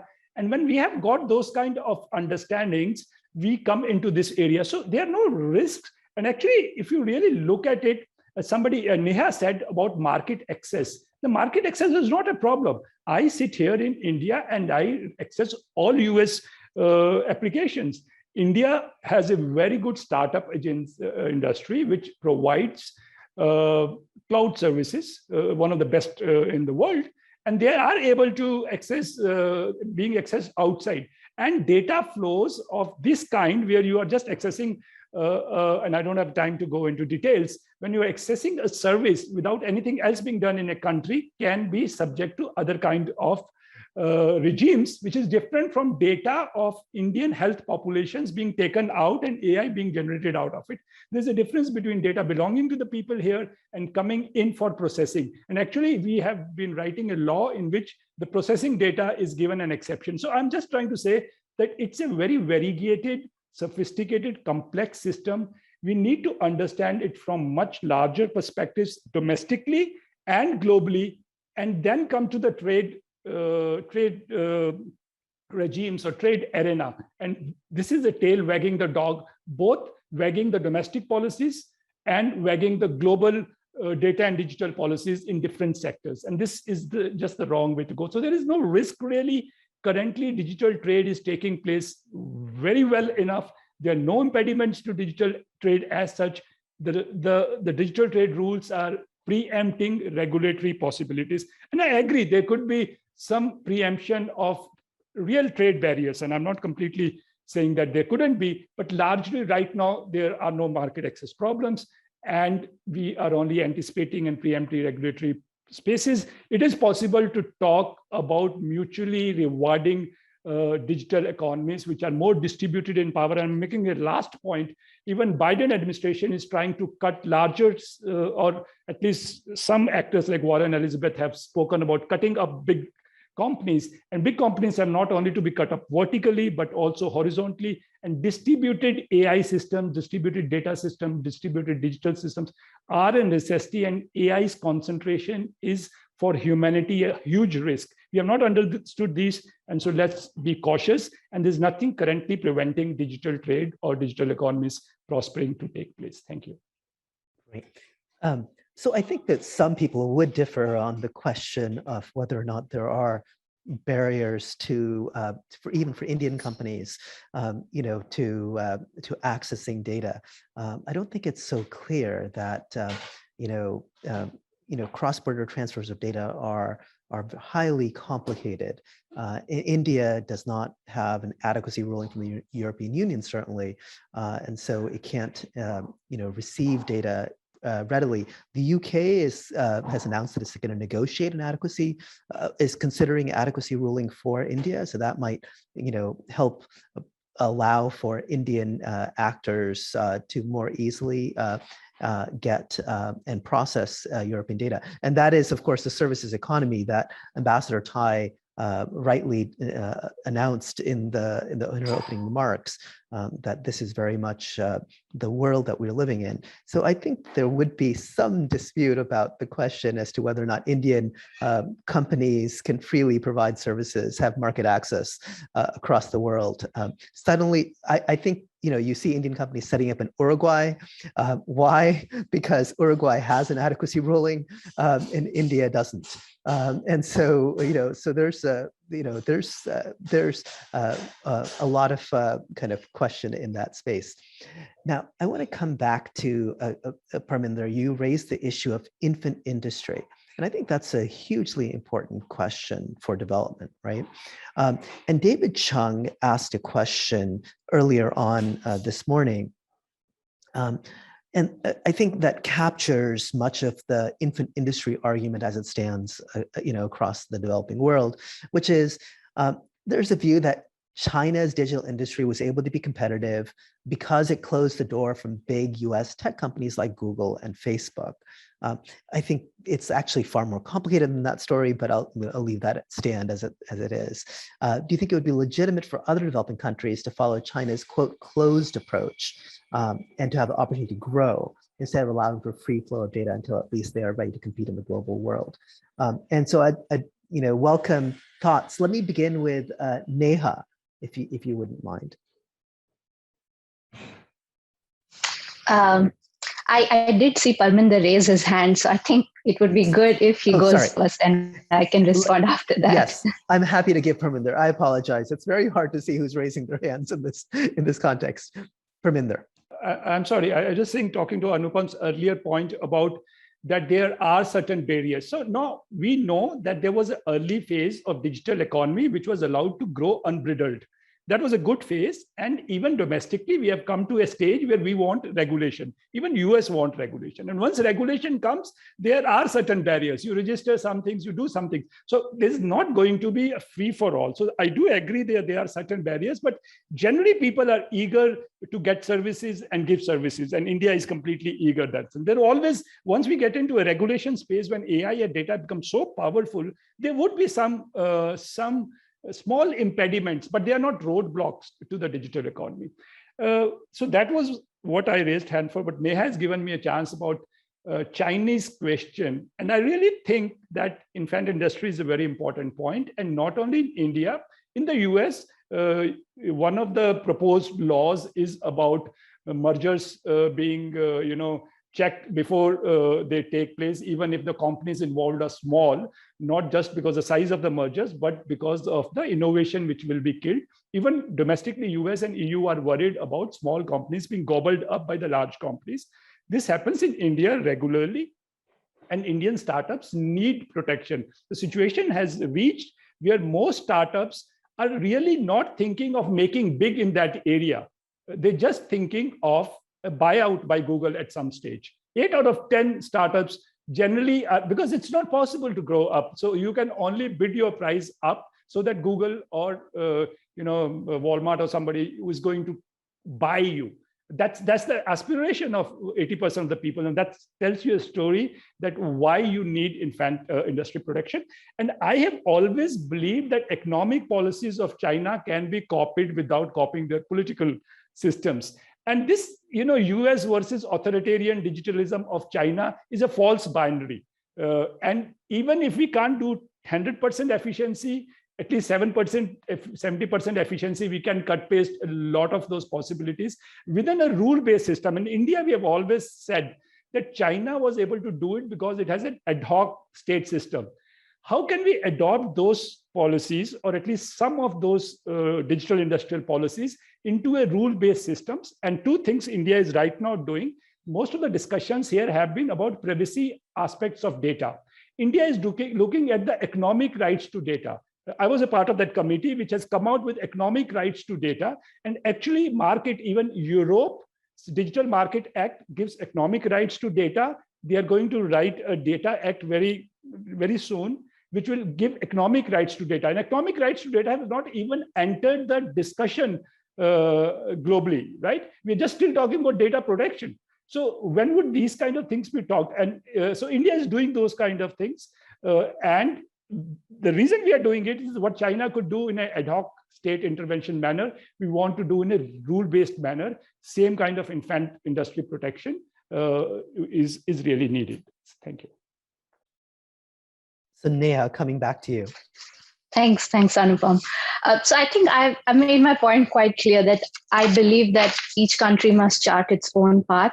Each developing country has its own trajectory. And I personally think it's unwise to copy policies either from China or from India or from Indonesia or wherever, because each country, as I said, has its own development trajectory. So if I can pick on one example, for instance, if you think about the possible market opportunities in digital trade for developing countries, we've heard the feel-good stories that an artisan can now go global and sell everywhere. But there are actually some, it's a bigger picture. So if you think about customized apps which are customized for developing countries, digital services which are customized for developing countries. And this is a market where a lot of developing countries can grow as well. And this would also change the nature of digital trade, which is currently the mainstream idea of digital trade is developed country to developing country. This would be developing country to developing country trade.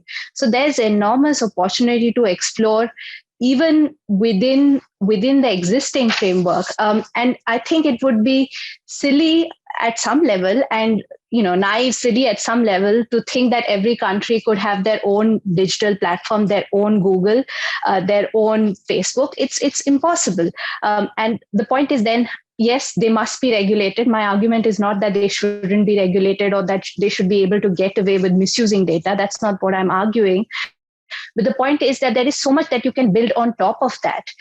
And that can bring enormous socio-economic benefits to countries across the world, which are currently not being explored. And that's the reason why I think it is good to look beyond the infant industry argument. I, of course, know that there are fans of that theory and there are critics of that theory. But the point is, when a country is deciding on its digital development trajectory, they should be careful in terms of the kind of sectors they are choosing, the kind of industries they are choosing, where they have the right people, the right skills, and the potential to grow. And again, I emphasize, a huge developing country with a huge market like India, China, even Indonesia, Brazil is very different from a small developing country in Africa.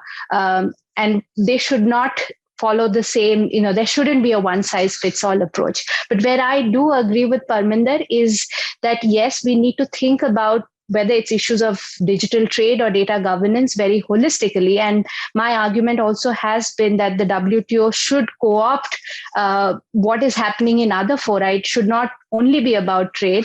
And it's also important to think of trade policy in light of everything else that regulates the digital world.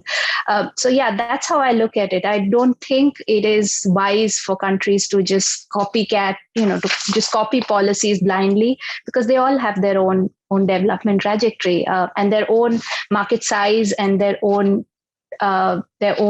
digital expertise in certain areas, certain sectors which have more potential than others. And that's how I look at it. Xin Peng.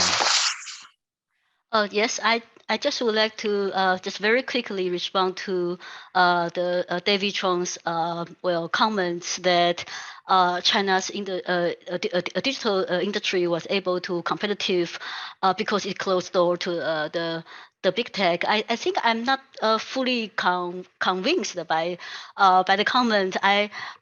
In my view, I think there are two. I have two footnotes. Okay, the first is just until very recently, there was no data protection law in China, right?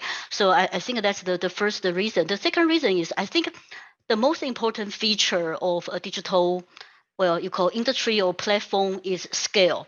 Right. So in other words, a platform can only provide value to users if it grows into a significant size.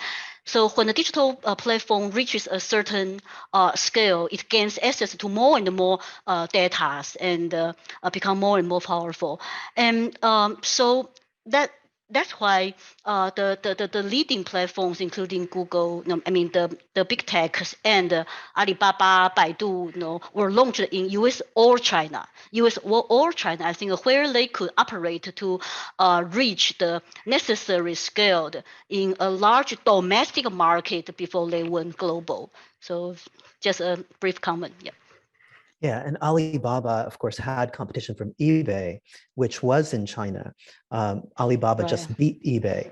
And so Uber was in China, et cetera. Now you can say that maybe perhaps the domestic regulators were not equally fair and all those things, but you can make various arguments, but it was not as clear cut as China, kicked out American companies. China really focused on companies that possibly like Facebook or Twitter or Wikipedia or the New York Times that threatened the information control that the government had. And so those particular platforms were targeted for exclusion. Lots of other companies were welcome. Obviously, in many of these countries, there's financial constraints, investments in financial industry and insurance, et cetera. Those are China is now currently lifting, which is kind of interesting to watch as well. So a lot of, you have to kind of drill deep to examine exactly what's going on in that space. Michelle, you are there at the forefront. Chile is seen as one of the countries, the small countries, that is embracing globalization and free trade, right? It is at the forefront here. It wants to be at the forefront of the digital economy with startups, et cetera, and trying to build a startup nation model within Chile. But Parminder says, look, all these companies, they're just really looking to get bought up by Google or Walmart or SoftBank or Alibaba. And so, we need better rules that prevent that kind of, innovation simply being bought by a large, much better resourced foreign multinational. What are your thoughts about that kind of concern in this? Or should we be, Chile should be looking at building its own industry and kind of keeping it domestic, preventing foreigners from buying it out, et cetera?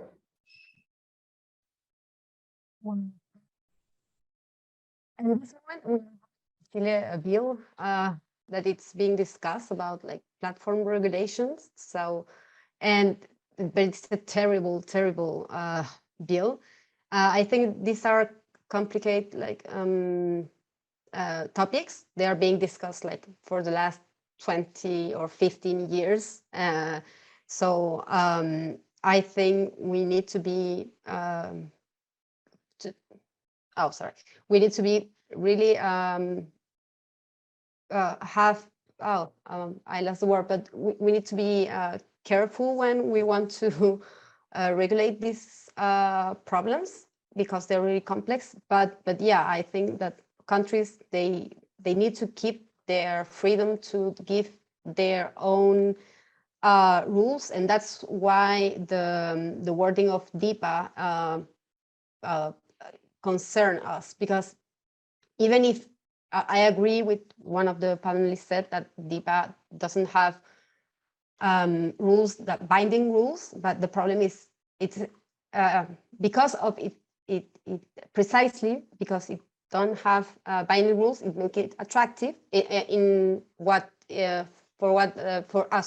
for data flows. I mean, in data flow, it doesn't have binding rules, but that is what make it attractive, and countries are willing to join. And then it's very likely that the same enthusiasm is strongly influencing the WTO discussion at this moment. And what concerns us is that the same wording that we are using in DIPA, that without binding rules, then it can be used in WTO agreements with binding rules. So, and that's what I wanted to say before, that the rule that may sound permissive, but the truth is that, in fact, for a measure not to be considered protectionism, protectionist, it will have to meet a triple test, like to be considered as a legitimate public policy objective, also not means of arbitrary or injustifiable discrimination, and does not impose restrictions greater than the required to achieve. So that is a triple test that it's hard to comply. And now it may sound crazy, but because it seems to be like a pretty clear rule, but we have to remember that we already have in the past cases that now may sound crazy, but like in the Australia tobacco packaging case, where packaging measures were imposed to protect health of its population. And the complaints alleged that these measures were incompatible with WTO rules because they were more, they do not attempt to achieve a legitimate public policy objective. So I think that countries need to have their the freedom to set their own rules and not being subject of complaints for other countries that they think that the rules that countries want to the rules that countries want to give itself are not considered like public legitimate interest by other countries that may allege that that's sorry. I didn't know if I make no, myself clear. That's wonderful, Sorry. Michelle. Thank you. No, you're very clear. Thank you so much. I want to thank the panelists for wonderful conversation, a really deep conversation into the role of digital trade and development. And now I want to turn the floor over to my colleague Usman Ahmed, who will take on the next panel, I want to encourage all the participants to stay for the next panel because we have an equally illustrious group of speakers for the next panel. And so if you want to know whether or not US-EU relations in digital trade are off on a good track at all in the Biden administration, you want to stay tuned for the next panel. And I think there's going to be a lot of news made in the next panel as well. So thank you all. I really appreciate it. And I will turn the floor over to Usman.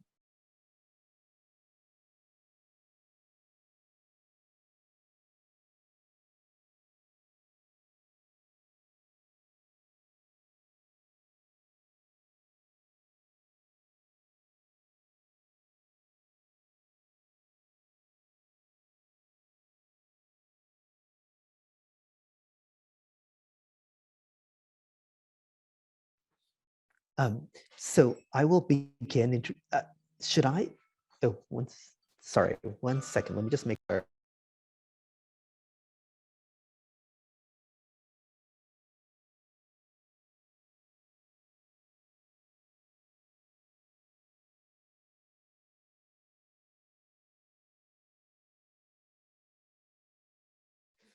Hey everyone, you know what? I'm wrong about the timing. So we went back through various timings. So we have plenty of time still. I apologize.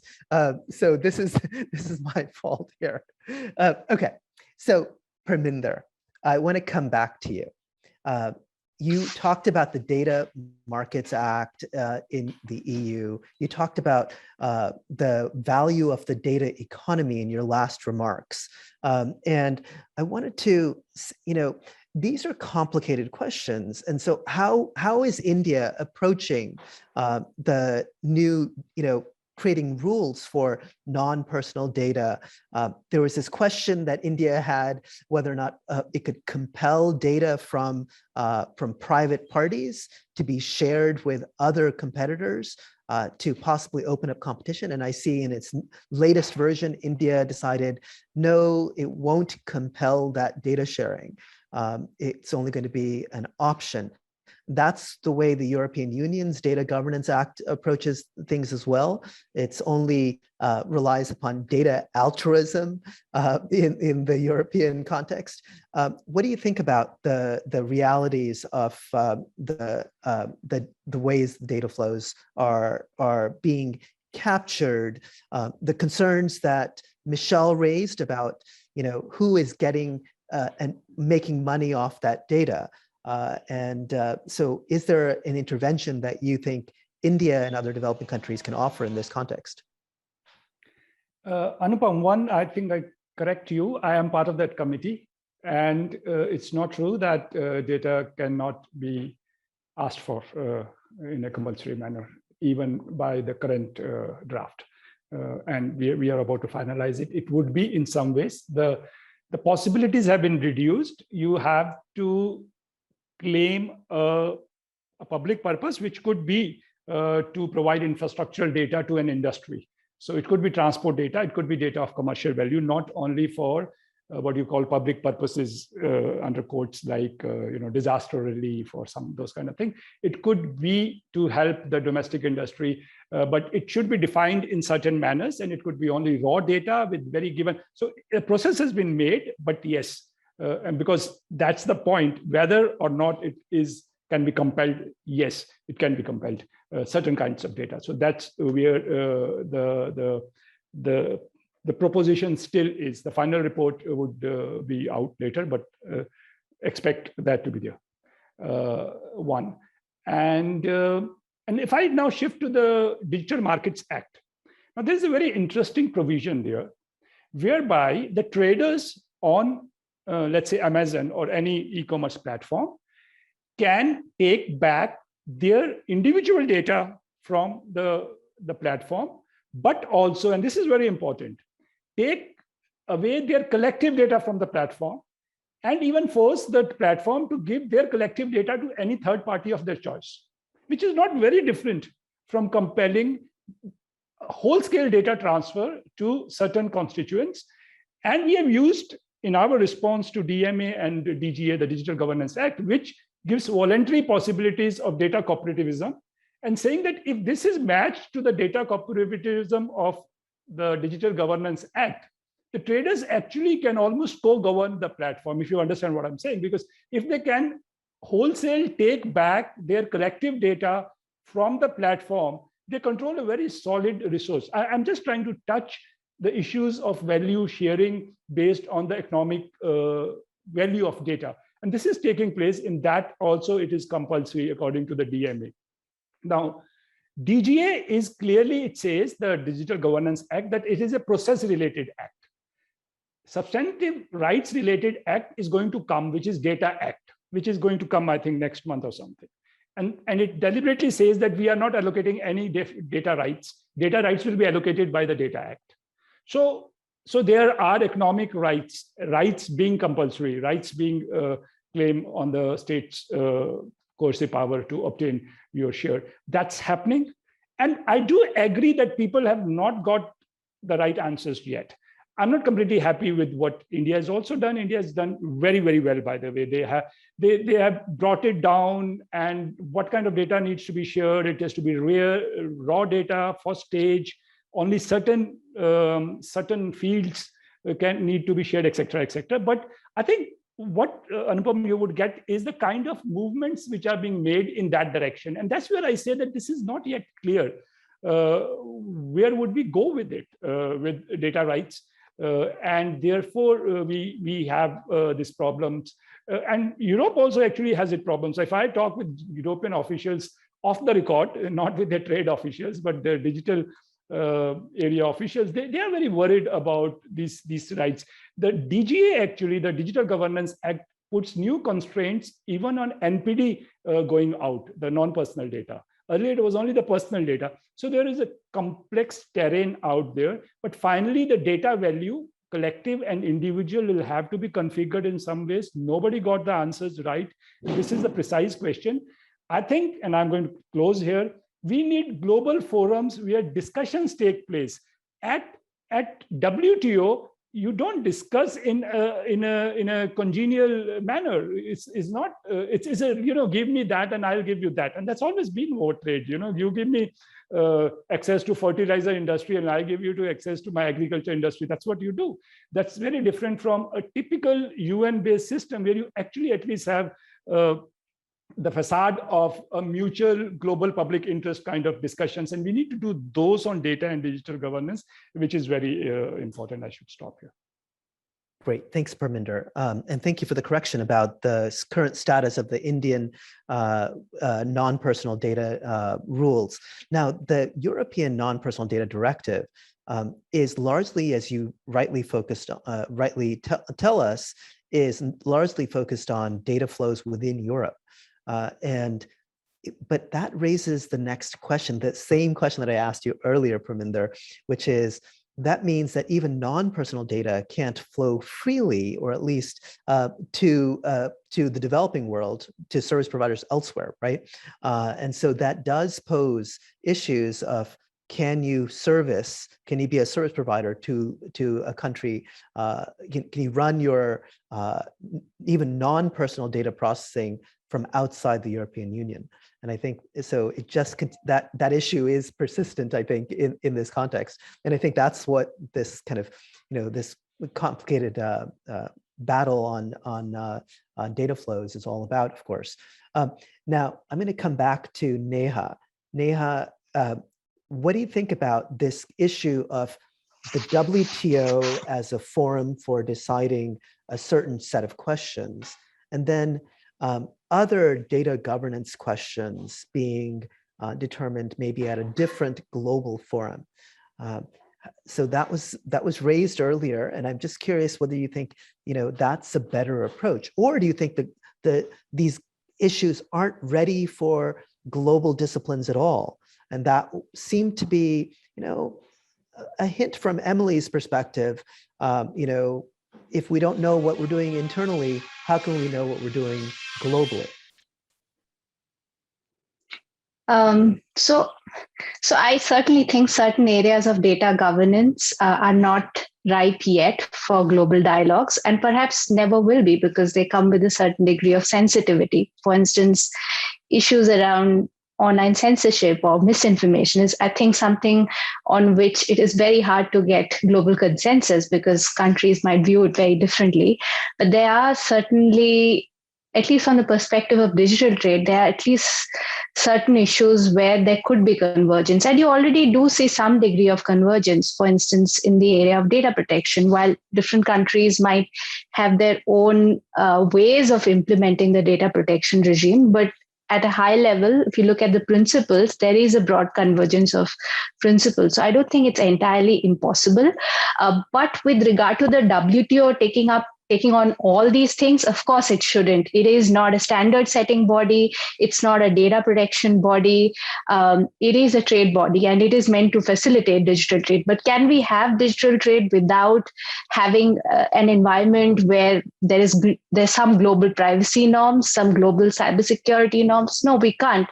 And possibly a lot of these developments would happen in fora outside of the WTO. It could be, and I'm not passing any specific remarks. It could be at the UN. It could be through other kind of transnational regulatory coordination mechanisms. Some of it could come out of coordination happening at the OECD. Some of it could happen at more representative bodies where there are more developing countries as well. Regional coalitions, I think, are going to be very important. Emily spoke in detail about what the African Union is doing. I think equally that's going to give a huge leverage to many other developing countries to use regional coalitions rather than trying to resolve all these issues on their own.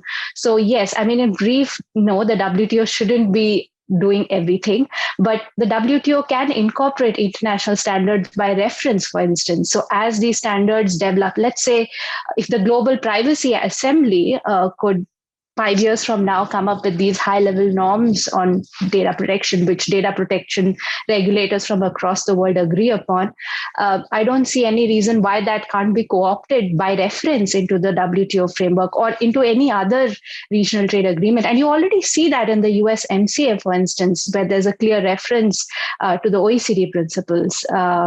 So it's not impossible. Is it idealistic? Of course it is. It is a dream world. And will there be problems getting there? Of course, there will be hits and misses, but doesn't mean that we don't try to get to that stage where not only are we seeing regulatory coordination among countries, but also among various multilateral, multi-stakeholder organizations working on many of these issues. And I can see where Parminder is coming from, that, well, the WTO is not exactly a transparent body. Trade negotiations happen in secret. And that's an argument that the internet governance community has raised for a long time. Don't decide internet governance issues there, because that's not our style of working. And I've always been in favor of more internet governance voices being co-opted into the WTO framework. Of course, one of the arguments that the WTO officials might make is, well, at the regional or national level, you can have multi-stakeholder dialogues, but we are a member-driven organization. So we operate through what our members bring to us. But I think that is shifting. You see more acknowledgement also of multi-stakeholder regimes in more regional frameworks. So I don't think in ASEAN, for instance, there is a provision which talks about getting more dialogues, more multi-stakeholder dialogues in formulating e-commerce policy. So perhaps there's a movement in that direction. It will always be a little wishy-washy because of the nature of things, but that does not mean that none of this is impossible. I think that's the only way to move ahead, or we are going to go back into a world, into the dark ages, where every country has their own system and they don't interact with each other, which can be harmful, I guess, in the long run. Yeah. So, Emily earlier talked about the possibility of trying to figure out where data would reside in the African Union, whether it would be a regional localization, whether it would be African localization, whether it would be country by country localization. Those suggest that kind of, the kind of great breaking up of the internet, even possibly within the continent of Africa, and it's kind of an interesting thing to explore. So one other thing that I wanted to say, I've always thought of food as a useful model as we think about these things. I love eating food from all over the world, and we rely upon international trade disciplines, really, and health and safety disciplines to ensure the safety of that food, regardless of where it comes from. And so those kinds of international models do exist, even in trade law. They aren't written, the health and safety standards aren't written in trade, but they're written elsewhere and they're borrowed by trade law. And so I appreciate the kind of the narrow capacity of trade, but also the fact that other broader normative bodies can actually provide sufficient protections, that can be incorporated in trade. Xinyi. Yes, I just would like to add that I totally agree that WTO is ill-suited to serve as the primary instrument for information society governance. However, the reality is that a significant component of the digital economy is embodied in goods and services, right? So when trade policy confront with digital data policy, I think there's a dilemma between trade and non-trade values. And faced with such a dilemma, WTO remains the most effective, or maybe I say the most appropriate forum for balancing competing interests. That's my first point. The second point is that we talk about we mentioned the big data competition problem earlier. That I think the one important angle is that big tech companies act globally, and the dominant platform are global in scale. So compared with national or other regional regulations, competition disciplines, platform regulation at the international level will be more effective. So from this angle, if a set of platform regulations, competition rules can be framed in a policy context and can be established within the WTO, at the multilateral level, there would be less need for ex post enforcement of competition law by competition authorities in the developing countries and the LDCs, which have relatively limited resources to tackle digital cartel or data monopolization issues. I think that's another angle we can look at. I think it's super helpful, Xinyi, and consistent with Emily's concerns about regulatory capacity within the developing worlds as well. Thank you all. It's an honor to have had a chance to be in conversation with you. I want to thank Emily Mbura-Ndoria. I want to thank Michelle Bordachar, Parminderjeet Singh, Xinyi Pang, and Neha Mishra. I also want to thank the various folks who've worked behind the scenes, including Hilary Brill, who really kind of helped create this event. And I now want to turn it over to Usman Ahmed for another wonderful panel on data, trade, and regulation. Wonderful. Thanks, Anupam, and thanks to the other speakers. And, in particular, thanks to Anupam, you just doled out a lot of thank yous. I'd love to thank you for organizing this and having such a timely and interesting set of discussions on issues that I think a lot of us have been working on for many years and are kind of more salient than ever.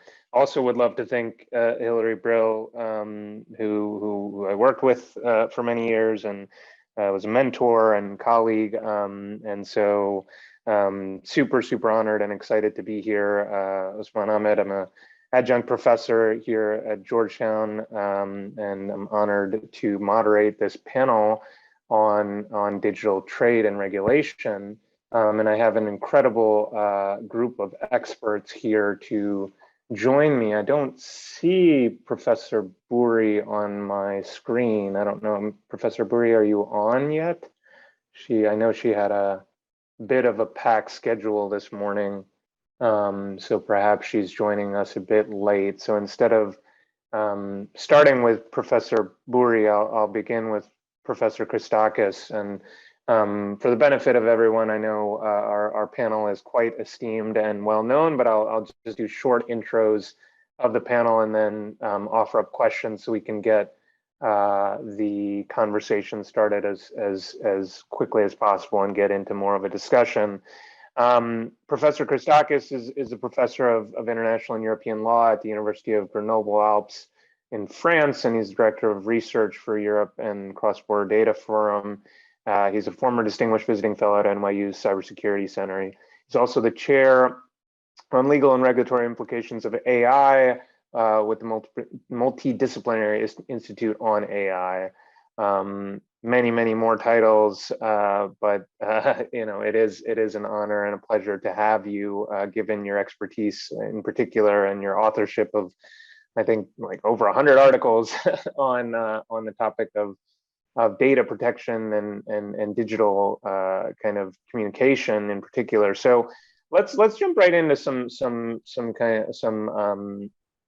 tangible, practical issues that are at the forefront right now. So recently, there have been some major developments in this space around regulation and digital trade, probably most notably the adoption of the Cloud Act or the Schrems II case. And there have been calls, and I know this was mentioned in Ambassador Tai's comments as well, for greater data localization in response to some of the concerns that have been discussed throughout the day associated with international digital trade and communication. So I'm curious, Professor, if you can start us off on what your analysis is of the effects of the current situation, including for international data flows and trade, as well as what you think might be the potential solutions, to the extent you think there need to be solutions in this space. Thanks very much, and thanks also to the organizers for this very interesting conference. I will not talk that much because I'm very much looking forward to hear to what Bruno will say afterwards. But I do hope that my intervention would be a little bit also a more general introduction to what he will say about especially EU-US negotiations. The starting point, as you said, is the July 2020 decision by the Court of Justice of the European Union, the Schrems II decision. We have also a lot of students among the audience, so I will try to explain in a very clear and simple way a few issues. So what happened with this judgment of the Court of Justice of the European Union is that it invalidated a very important instrument that we had, an arrangement between the EU and the US called the Privacy Shield, which was a tool for data transfers by companies, for instance, a US cloud provider like Microsoft, Google, AWS to the United States, or any other company.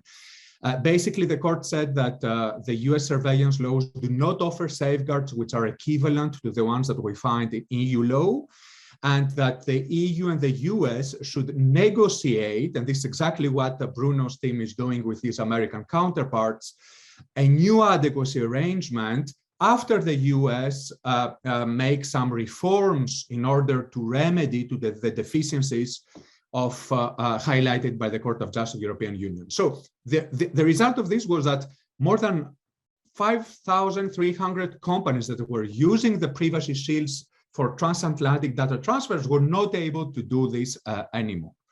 And the other problem also created by this judgment was that it put into question another major tool that it is used.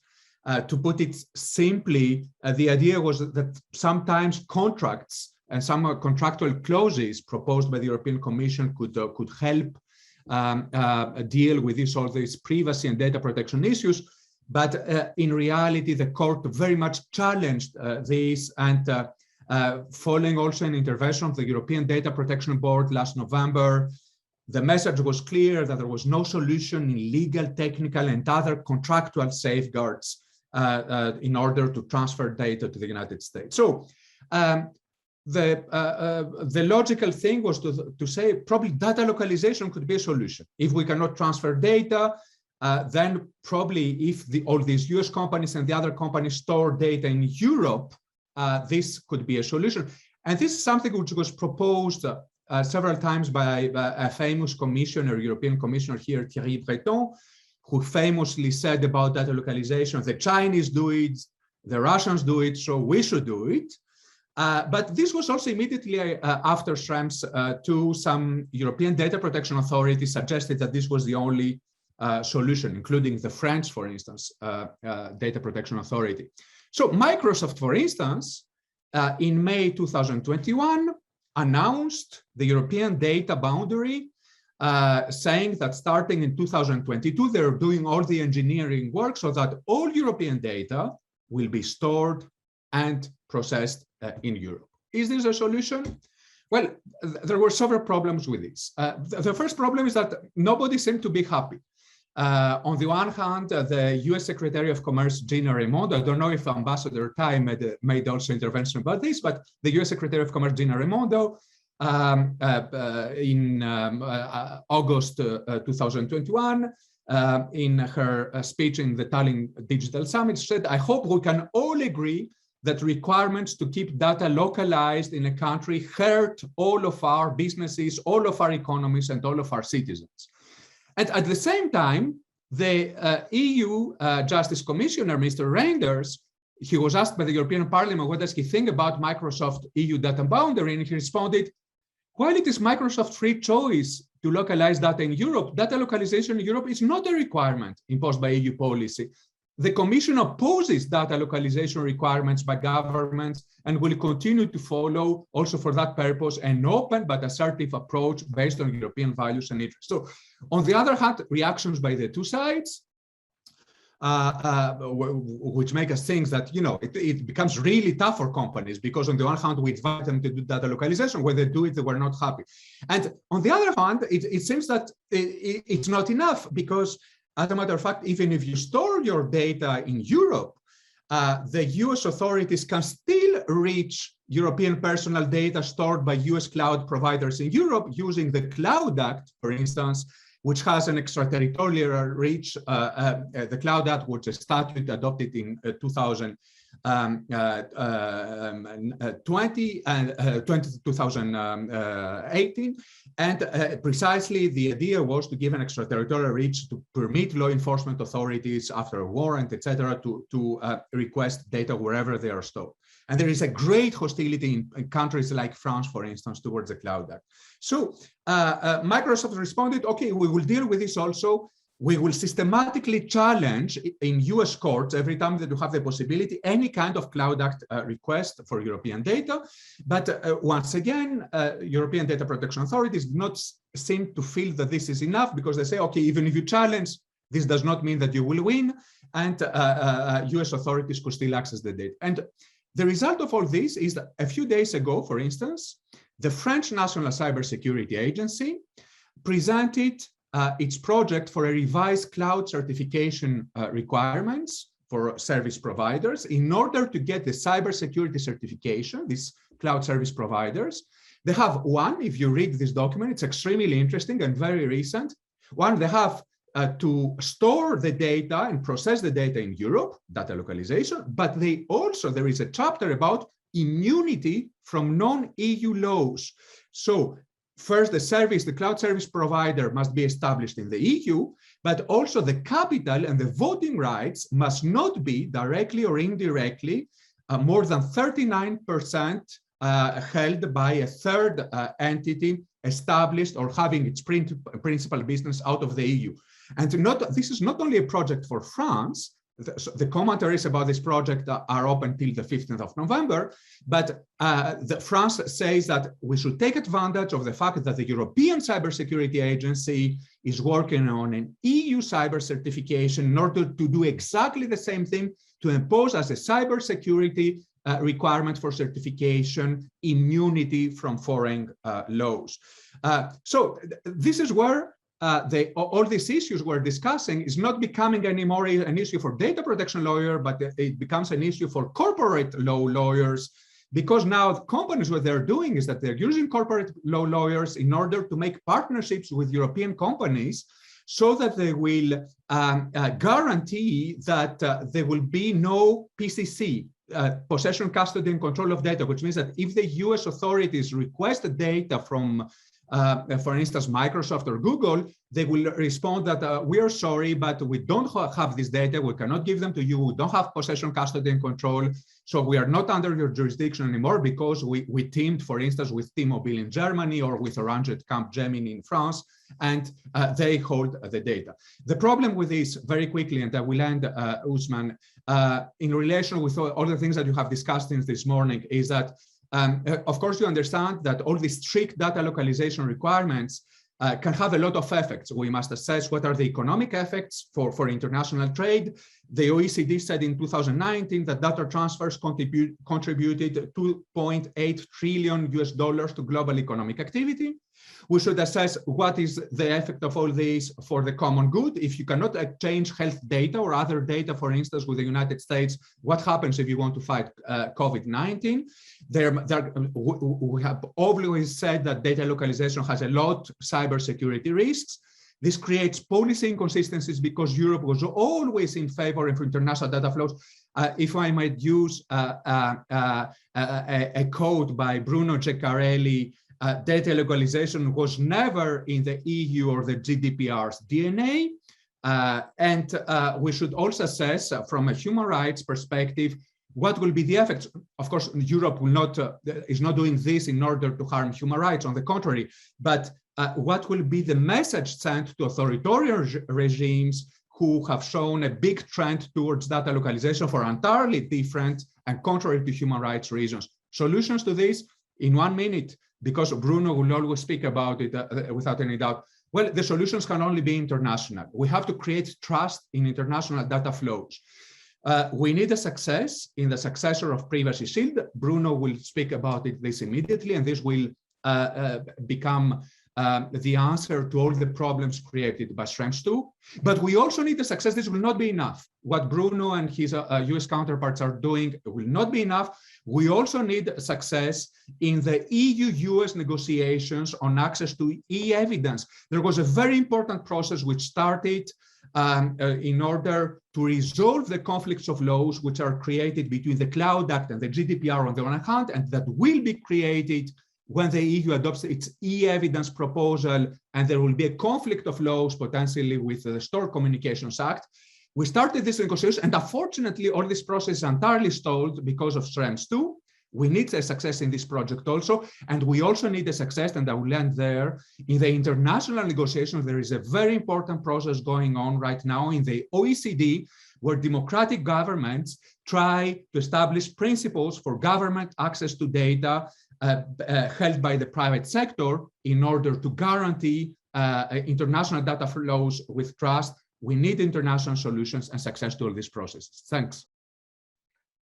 Thank you, Professor Christakis, for both providing us, I think, with a really helpful, as you mentioned, students and others who might not be so familiar with the set of issues, really helpful background, but also, I don't know about you all, but sometimes I join panels where there's not a lot of conversation between the various panelists, and I think you have injected a lot of conversation, which is hopefully going to be very exciting once we turn to our next speaker, Mr.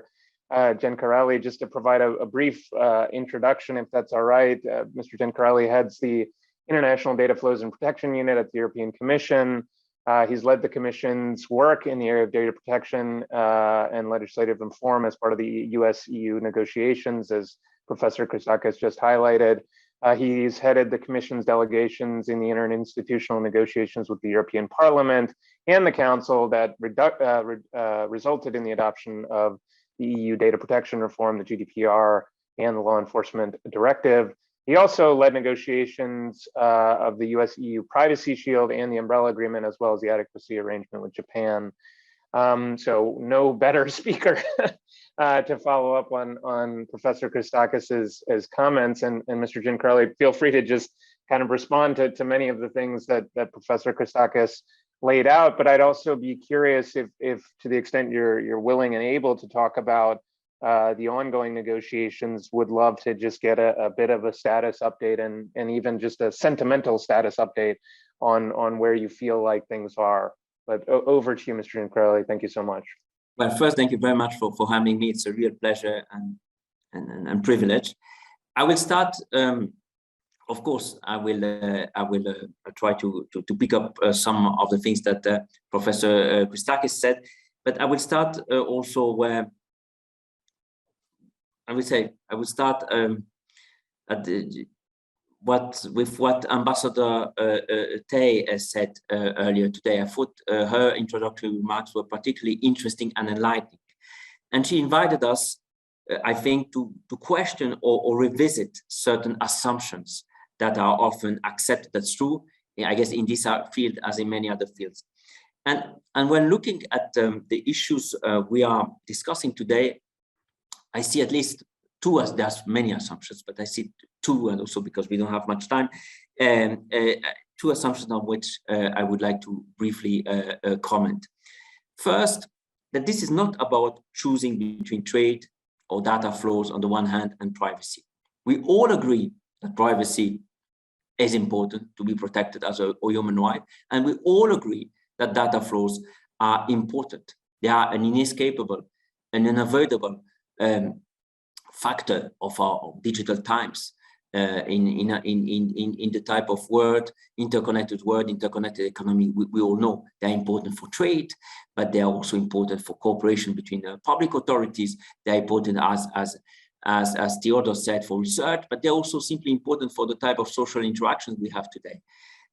So that's one thing. And it's also not about choosing between trade instruments on the one hand and data protection instruments or mechanisms on the other hand. They both have, albeit a distinct role, they both have a role, although a distinct one. And then, yes, indeed, if I have time, I will quickly share some, indeed, emotions, let's put it like this, on the current negotiations with the US, and then I'm sure there will be questions from your audience on that. First assumption, or first sort of paradigm I wanted to address, this is not about choosing between trade data flows and privacy. We actually believe in the EU, and we firmly believe that developing strong privacy safeguards, including at the international level, and promoting the free flow of data are not opposite objectives, but complementary ones. And we have in the EU an ambitious agenda to promote such free and safe data flows. We actually see that there are today many more opportunities to do that, to use privacy as an enabler for free and safe data flows than it was the case even a few years ago. Why I'm saying that? Because contrary to what we often hear, this is an area where we see a lot of convergence, much more convergence today than divergence or fragmentations. Countries as different as the countries that are members of the EU, Brazil, Japan, Korea, certainly not China, Korea, but also if you look at the US, a state like California, have adopted or are adopting laws that are based on not identical, we are not looking for identical, but common values, principles, safeguards, oversight mechanisms. And that, of course, offers new opportunities to facilitate data flows between systems that share similar principles, similar safeguards.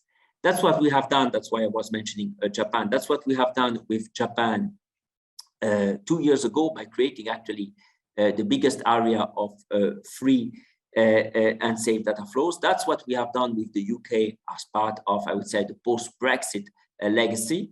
That's what we have concluded a few months ago with Korea. And that's what we are negotiating currently with a number of countries in Asia and Latin America, just to mention some examples. Those deals in EU law are called adequacy decisions. Interestingly, these are one of the very few examples on the EU law where we can extend the benefit of our internal market, free flow of data, to foreign countries. And we can do this, of course, on the basis of a recognition that those countries have not identical, but ensure a similar level of protection. But our work on, in terms of promotion of free and safe data flow doesn't stop there. We are working increasingly, and I think this is indeed a very interesting and rather novel development that answers to the increasing demand for international standards. We're working with international organizations at the global multilateral level, such as the OECD, for instance, but also at regional level.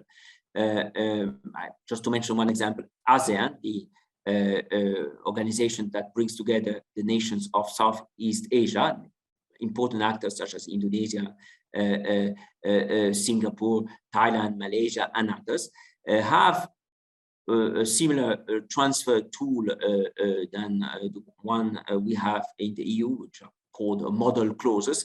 And we are working in developing a sort of a bridge between our different sets of model clauses. So that's another example of the work which is being currently pursued.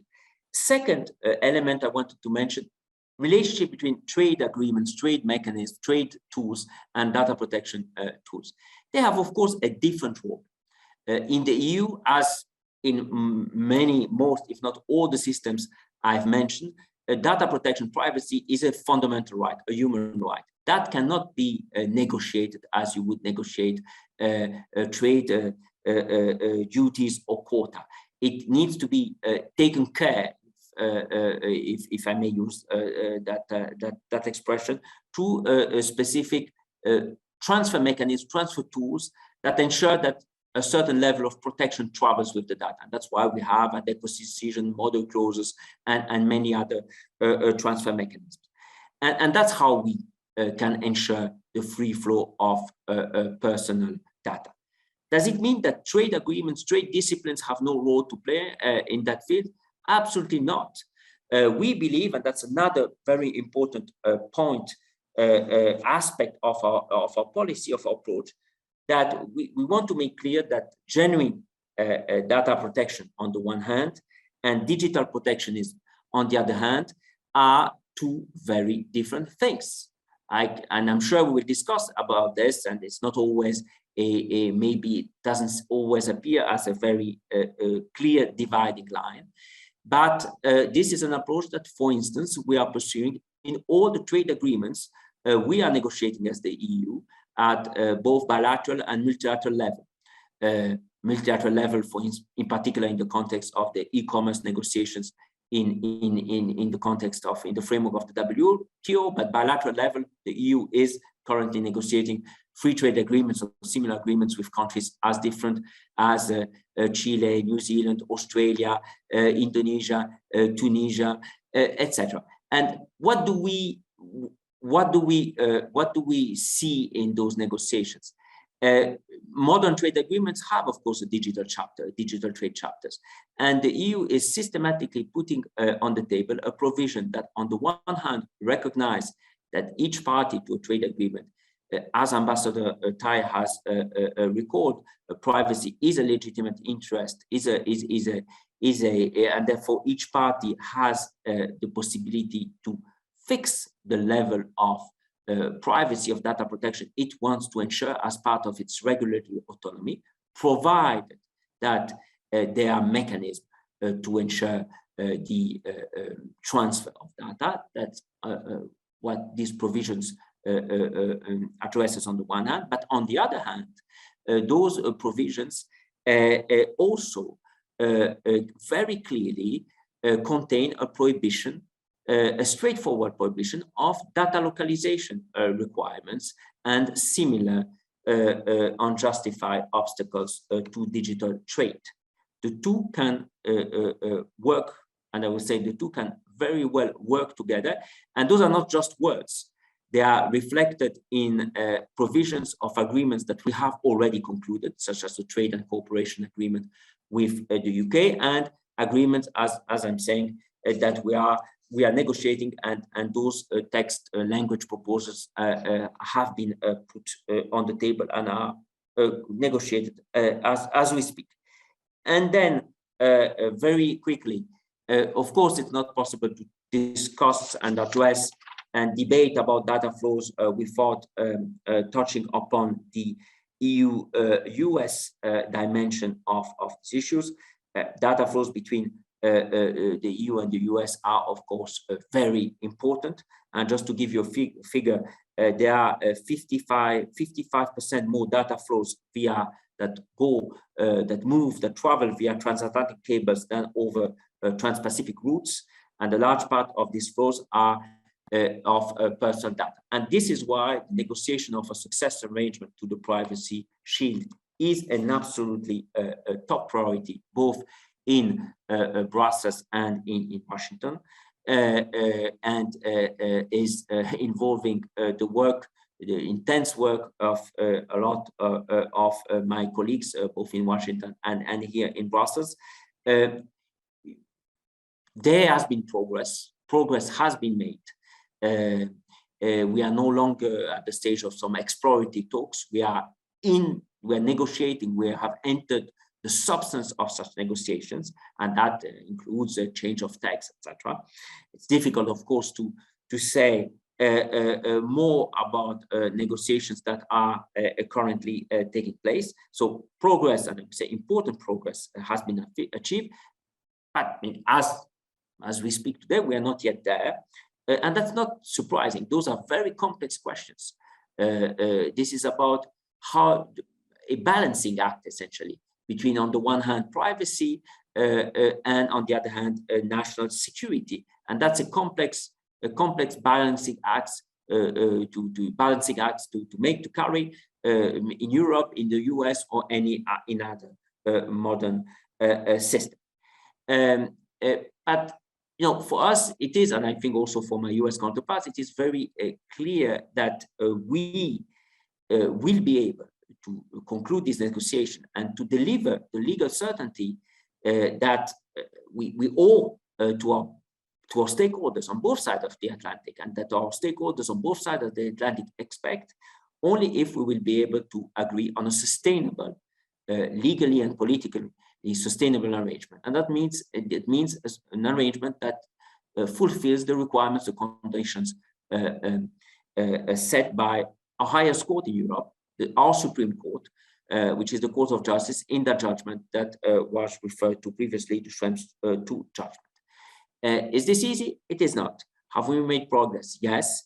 Do we still have to work? Yes. We have still to work hard on some of these issues. But I'm not American, so I cannot be optimistic as Americans are. Europeans are often described as pessimistic or realistic. But I think not only we can achieve and we can succeed, but we should succeed. Because at the end, what are we talking about? We're talking about principles such as access to justice, access to court, and individual rights, and protection against excessive interference by the state, which are principles and values that two like-minded partners, such as the US and the EU, of course share. And they should be able, amongst themselves, but also to the rest of the world, as a message to the rest of the world, they should be able to agree on such issues. Also, and that will be really my last words, because if the US and the EU do not agree on such issues, the standards will be fixed, dictated, established by others, and we may not like them as much as the values, standards, and principles we share. Thank you. Thank you so much, Mr. Giancarelli. For, if I could characterize it, I would characterize it as optimistic realism. I mean, I think you have certainly laid out in a very helpful manner, and I think you use these exact words. I wrote them down before you even used them, but this delicate balance, the difficulty of achieving a delicate balance, which I think all of us can appreciate the challenge that you are taking on. And I also want to express appreciation for you bringing in the global aspect of this, because while the US-EU negotiation is certainly something that obviously you have specific expertise on and is very notable and newsworthy, this is a very global trend and a discussion that is playing out in almost every country around the world, and why this, the opportunity to have this conversation, I think, is so important. And with that, I want to bring in somebody who's thought about this quite a bit from a global perspective, Professor Mir Bouri, who is a professor of international economic and internet law at the Faculty of Law at the University of Lucerne. She also teaches at IMD Lausanne and the World Trade Institute, as well as the University of Göttingen. She's a prolific author who I've known for many years on the issue of digital trade, and many of the topics that we've discussed to this point and as part of the broader day. And so, Professor Bouri, I'd love to bring you in, building upon the two issues that I think Mr. Giancarelli just laid out. One is for your assessment of this issue globally, since you have such a global perspective and you've been looking at this set of issues for such a long time, and maybe concretely, what is your assessment of trades? I think Mr. Giancarelli said it very well. There's a fundamental right, and then there's trade, and how do we find the balance between those two? So I'd love your thoughts and assessment and maybe recommendations on how we potentially get to that balance. Thanks so much, Usman. I'm delighted to be with you today. So I would just start with basically reiterating what you just said, that we live in very interesting sort of dynamic times when policymakers in the US, in Europe, but also in other countries around the world have fully realized, the centrality of data to the economy, as well as acknowledged, however, some of the risks associated with datafication of societies. In trade law, this has triggered distinct sort of new rulemaking. We have seen the emergence of distinct templates that regulate digital trade more generally, as well as cross-border data flows in particular. And here it's quite interesting that data protection or privacy protection all of a sudden has also become sort of a new topic on trade negotiation tables. And in this sort of landscape of new rulemaking, what we see is the strong model, US-led model that was created with the negotiations under the TPP, which found diffusion then in later agreements such as the CPTPP, this agreement between 11 countries in the Pacific Rim, the updated NAFTA agreement, and a number of dedicated digital trade agreements. So the diffusion of this model, the global diffusion, should be acknowledged. The EU has been a little bit of a late mover on the topic of data flows, not so much in digital trade in general.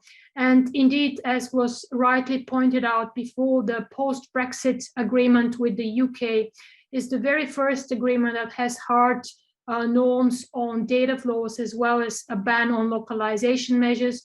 We're going to see that the negotiated deals with Australia, New Zealand, and Chile are likely to follow this model. What we also see is also coming from the EU corner is that EU is trying to build upon sort of its legal entrepreneur role in the area of data protection and link the high standards of the EU GDPR with trade, endorsing privacy as a fundamental right and essentially carving out policy space for its measures. And here, the adequacy decisions, the link to the adequacy decisions is important as well.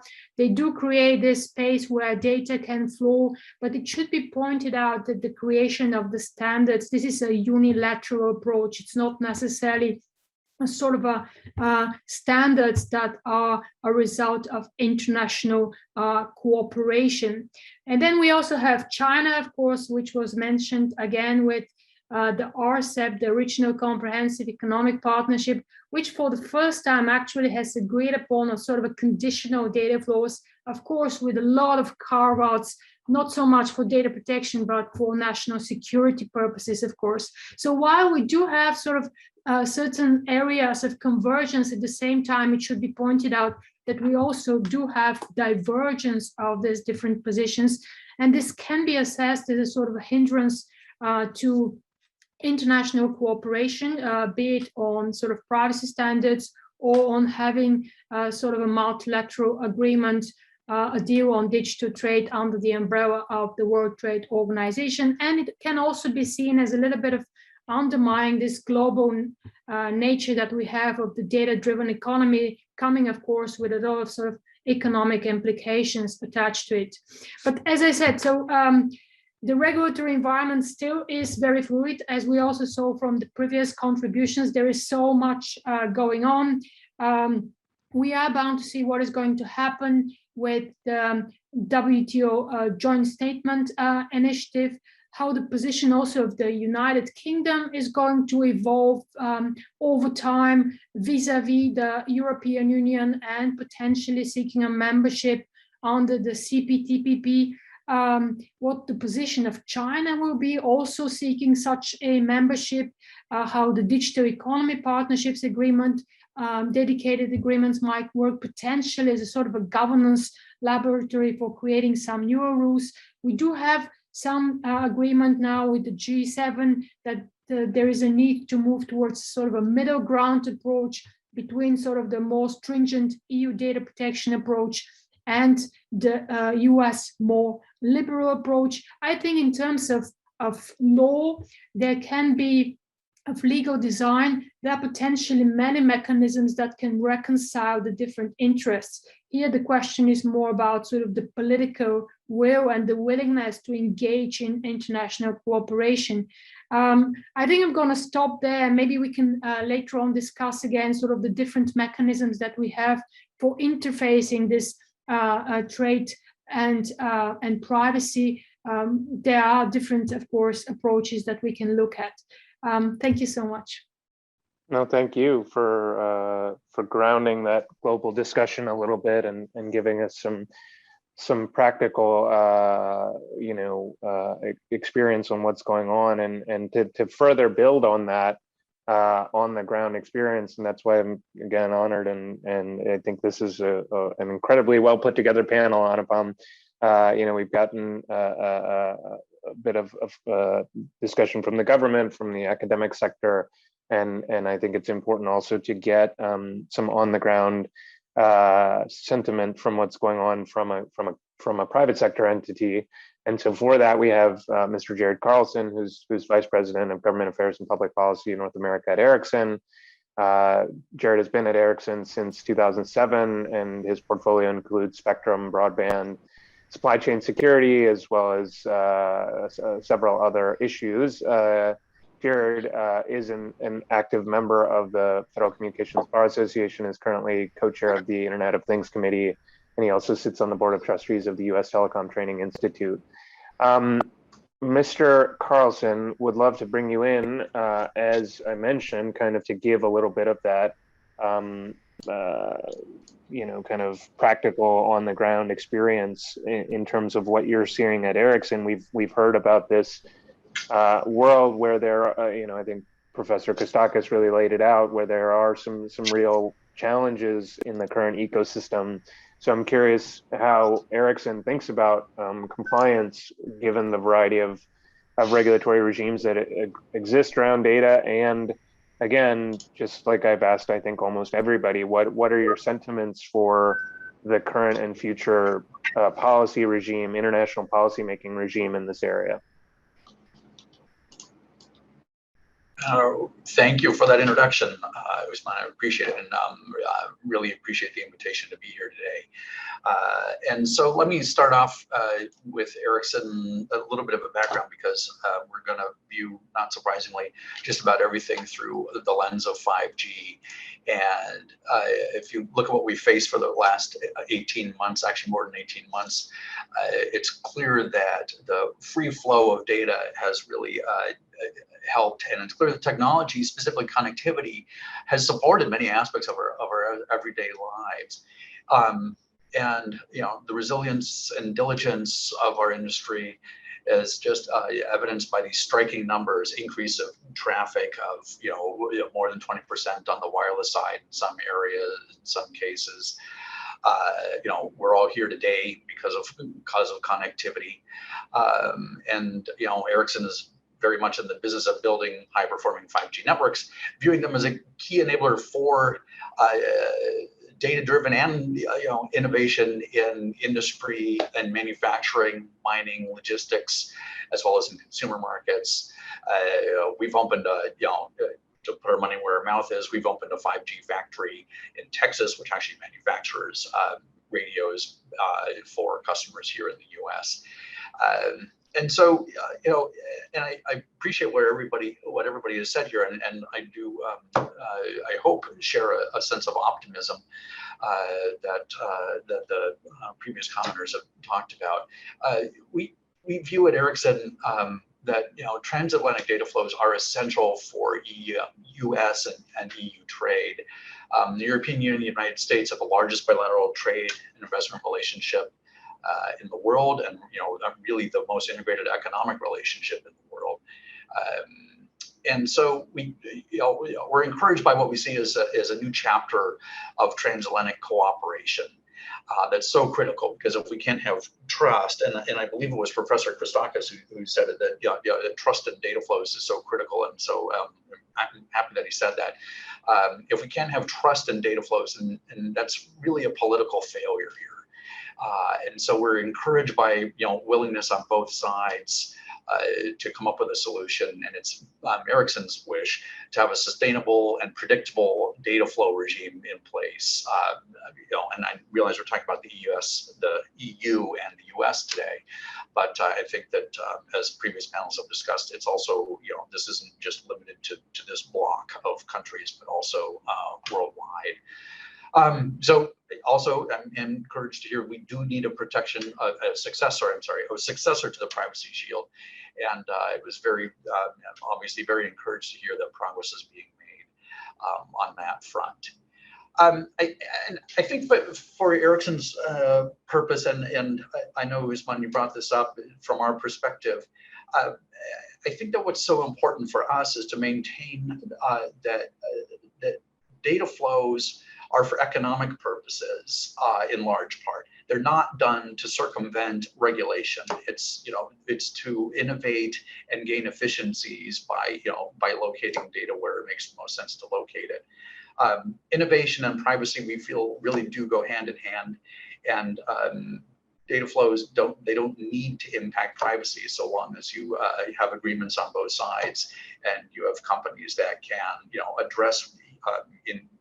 address privacy needs as they are, not necessarily where the data is located physically, but the privacy needs for the different countries that have been interested in the data being addressed. And so, as Ericsson, as a business, we can both ensure that we're processing data lawfully and accommodate international data flows. And so, is a hugely important topic, and I'm glad that we have the experts here today that really requires a government-to-government solution, and are encouraged to see the US and the EU talking and hopefully agreeing soon on some of these major issues like addressing legitimate access to data, privacy rights in that data. And really encouraged by new initiatives, and I think that you'll probably talk about this later, like the TTC, that are being formed to advance cooperation and seeing eye to eye between our two economies. And so I'll leave it at that. I'll keep my remarks brief so that we can have more of a discussion here. So thank you very much. No, thank you for that. And actually, I'll build off of exactly where you ended. And I want to encourage the audience members, if you see on the Zoom, there's like this Q&A little bar that you can feel free to type questions into, and maybe I can serve as a moderator for both sides to bring some of those questions in and together. And actually, one of the questions in there is exactly, Mr. Carlson, what you ended with there. The question from Mr. David Chung kind of gets to this point of the challenge that I think Professor Christakis and Mr. Giancarli highlighted of achieving the balance in the form of these trade negotiations or adequacy agreements that form, in a sense, hard law. What about the opportunities for more of a soft law approach? And I think that dovetails, Mr. Carlson, with what you were raising on the notion of the Transatlantic Technology and Trade Council. So, Professor Christakis, maybe we can come to you first on that to the extent you want to, or if not, we'll go to others. What are your thoughts and opinions on more of a soft law approach in this area? What are the opportunities there, as well as what are the potential risks or challenges if we go further down that approach? Well, I think it really depends on what we're talking about. And there is also a real need to distinguish international trade negotiations on digital issues and data protection negotiations. And we should not mix the two. The discussion about data protection regimes, adequacy, or previous protections, it's not a question about, of course it affects international trade, but it's a separate question. And in all these trade instruments, reality, we can find exceptions about this. The EU can be in favor of international data flows while clearly maintaining that European data should travel with the European protection of the GDPR. Coming to the question, it really depends. When we're talking, for instance, for transatlantic data flows, we really need to go through hard law. We need an adequacy decision, because otherwise, if we use soft law, this will never work. So we need their adequacy decision, a very specific adequacy decision. It's a very specific instrument. It's a European Commission decision. This is extremely interesting, by the way, because the two parties could have done that in another way by creating, for instance, an international treaty, a bilateral treaty between the two. But this is not exactly what they're doing. They're doing international negotiations, very hard international negotiations, but the result of this will be changes in US law, which means, domestic changes, and then an adoption of an EU legal instrument, which is an adequacy decision, which can be invalidated afterwards unilaterally by the Court of Justice, as they did with Privacy Shield or Safe Harbor. This is interesting as a process, but this is hard law. When it comes, for instance, for EU-US negotiations on access to e-evidence and all these issues, we definitely need also an international agreement, a treaty, hard law, because otherwise we will not be able to resolve the conflict of laws, and you will not be able to introduce enough human rights safeguards and find solutions. So there you also need hard law. But when we're talking, for instance, about promoting good principles, that the democracies could promote good principles and practices concerning international trust for international data flows and principles concerning government access to data, exactly what, for instance, the OECD process is about. The result of this, of course, will not be an international treaty, at least not for now, not for the foreseeable future. The result of this will be a soft law instrument by the OECD, which could be very influential. I'm an international lawyer, a specialist of international law, and I know very much in some fields how soft law can be even more effective than hard law concerning some issues. So I think that we need a combination of different tools. We can use other tools also, very interesting tools. All the tools that we can use, either hard law or soft law or unilateral declarations, binding unilateral declarations, whatever we can use to promote trust in international data flows. This is something positive. May I add something? Please, yes, please, Mr. Giancarlo. No, I fully agree with what just explained. We need both, and we are doing both. There are indeed in areas such as a successful arrangement to Privacy Shield or e-evidence, which is, by the way, about evidence, the use of evidence in court, etc. We need binding instruments because they are the only ones that can provide the legal certainty and the stability to all those involved. Companies, individuals, public authorities. But that's certainly part of our work. There's another part of our work. As I said, there is, and it is normal and natural in an area which is cross-border, almost by nature, by definition, there is an increasing demand for standards. And the way to develop those standards is to use multilateral, plurilateral fora, first of all, to compare notes, to compare best practices, and to often understand that we actually might call the similar things in different ways. That's also, I would say, an important part of the almost pedagogical exercise that international conversations involve. And that goes, that feeds into, I would say, first, because you need to start somewhere, to soft law. If I just think about the recent days, there was a very important G20 summit in Rome over this weekend. Many things have been discussed. Look at the leaders' declaration. That's the declaration which is issued and signed by the heads of states and head of government, including the president of the US, that were present at this summit. And first, they acknowledge all the importance of data flow with trust, and they say that to continue to work on this issue and to develop data flows and to enable data flow with trust, it's essential to identify commonalities, complementarities, and elements of convergence between existing regulatory approach and instruments. That's compared to what we could read even only a few years ago in similar state, is actually a big step forward that can then help support more detailed work on the ground in developing certain specific instruments.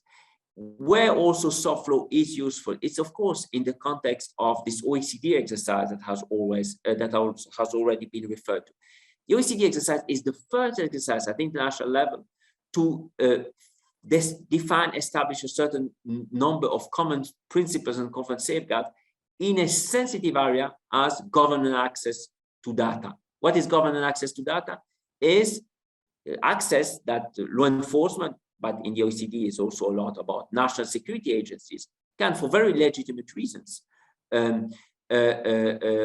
seek when they think that the company holds data which is relevant for certain investigation, or because they have a certain suspicions about certain individuals or certain group. Well, recognizing that to be able to develop data free flow with trust, you need also to tackle that issue, that you need to follow, if you want, the whole life cycle of data, is something quite groundbreaking at international level. And dealing with the safeguard, the rules that apply to, for instance, intelligence and how intelligence agency hold data is something that has never been done before at the international level. And therefore you need to start with soft law,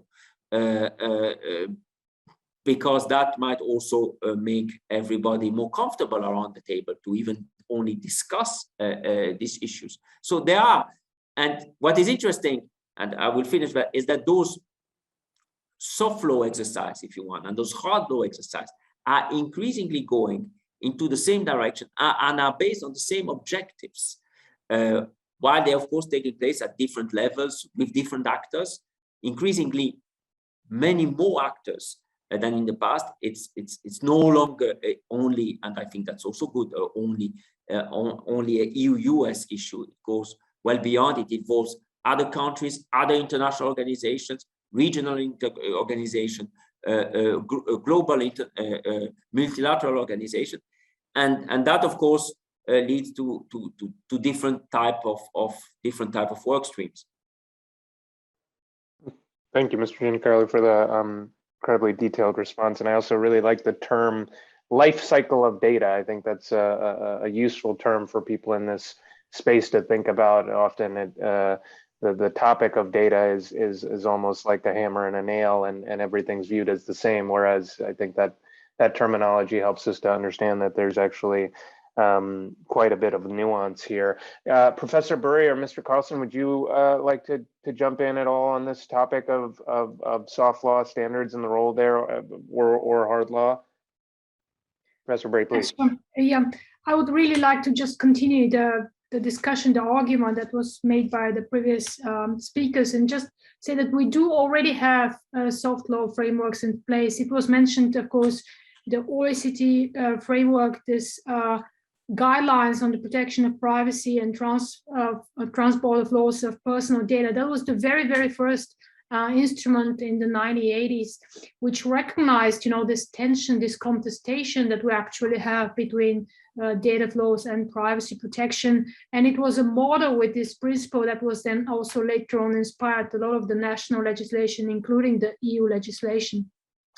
However, we also have, of course, the APAC privacy framework of 2005, covering 21 countries, including certain certification schemes. So we do have certain soft law frameworks already in place. They do, however, come with certain disadvantages, being of club nature, and most importantly, being, of course, non-binding.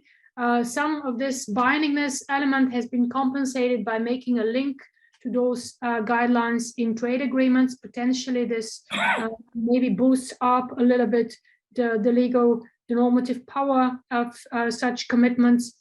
However, they do miss oversight and enforceability and remedy mechanisms. So there is, in this sense, and of course acknowledging this privacy risk that we have, a movement towards perhaps a willingness to have harder instruments. And we do see this very, very clearly with the Council of Europe's Convention 108 plus, and of course with what is going on in the European Union.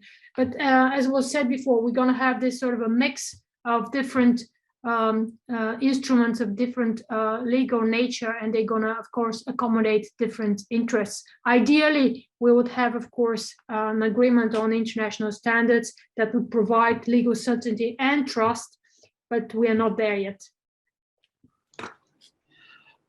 I'll jump in. Thank you for the invitation to comment on. And I feel like this discussion is going in a great direction. That we're seeing the need for both hard and soft laws. And I'll just chime in with something that Mr. Gencarelli talked about, which is the demand for standards. Standards are near and dear to Ericsson's heart, and I don't know whether you want to consider this a soft law or a hard law question, but when we look to see how standards work in our industry, and you look to see the guidance from the World Trade Organization, things like the WTO TBT, technical barriers to trade.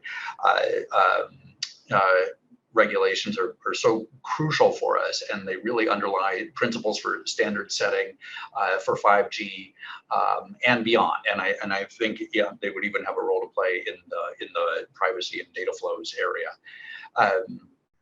Open consensus-based standards where basically all parties can have a say in developing these standards. Industry as well as governments participating, I think, is just so critical. So again, don't know if that you can consider that hard or soft law, but I'm glad that the discussion of standards has come up as well. And if I may, there's another interesting phenomenon we're seeing, which is, I don't know either whether to put it in soft law or hard law or mixed law, or half mixed, half hard. As we see convergence, regulatory convergence, with countries that adopt data protection legislations that are based on similar principles, we see that they also tend to use a similar mechanism for transfers. And that leads to an interesting sort of network effect. For instance, we see that countries, third countries, foreign countries that have adequacy as a mechanism for transfer tend to recognize for their own purpose the countries that the EU has recognized as adequate, which means that if you enter into that kind of arrangement with us, it also opens the way, opens the gate, if you want, to data flows with at least 10 other jurisdictions. So that also shows that probably the time has come now to go beyond the bilateral dimension of this, but finds a system that might not be immediately global and universal, but that create networks between countries that share similar principles, and that will, of course, makes the life of businesses which are present in those different jurisdictions much easier in terms of navigating between those different regulatory requirements, while ensuring to the citizens of these different countries that when their data circulates amongst the jurisdiction, it is subject to similar safeguards. That's a very recent but interesting development we are seeing and we are promoting. Let me continue the conversation, if it's okay, in that vein where Mr. Gencarelli was going and where Professor Burry mentioned this this potential risk of a club approach, and we have two questions in the chat that I'm going to combine, and please do continue to input your questions, because I think it's really helpful to address some of the issues that folks are thinking about.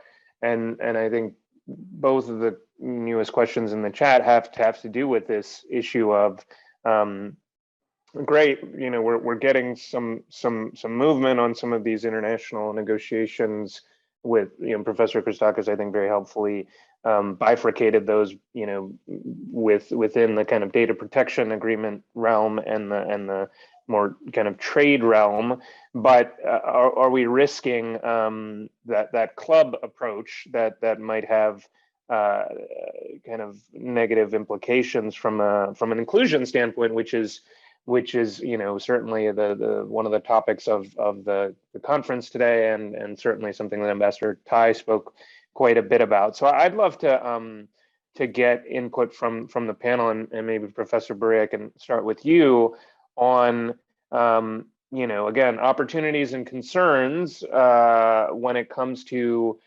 inclusion with the developments in the digital trade and data flow space. But let me add one additional element as a little bit of a moderator's prerogative pet project of mine, which is that I think in the trade context, we often talk about inclusion as a developed world versus developing economy kind of discussion. But as a kind of the COVID crisis has certainly manifested quite a bit. There's also a divide within economies, and there are inclusionary issues within economies, and that's a space that I'm increasingly interested in as to whether trade has or international agreements or international policymaking has any role to play. So feel free to, if it's possible, inject that set of issues of domestic inequality into the discussion as well. But I realize that that's a kind of a novel and strange issue. But let's go to you, Professor Burry, for this topic of kind of inclusion and digital trade and data flows. I think there are sort of two subtopics which are in a way interrelated. The first one has to do with the fragmentation of rules that we currently have, actually both with regard to data protection and with regard to sort of digital trade that we have seen emerge from very, very different, mostly sort of bilateral and regional treaties.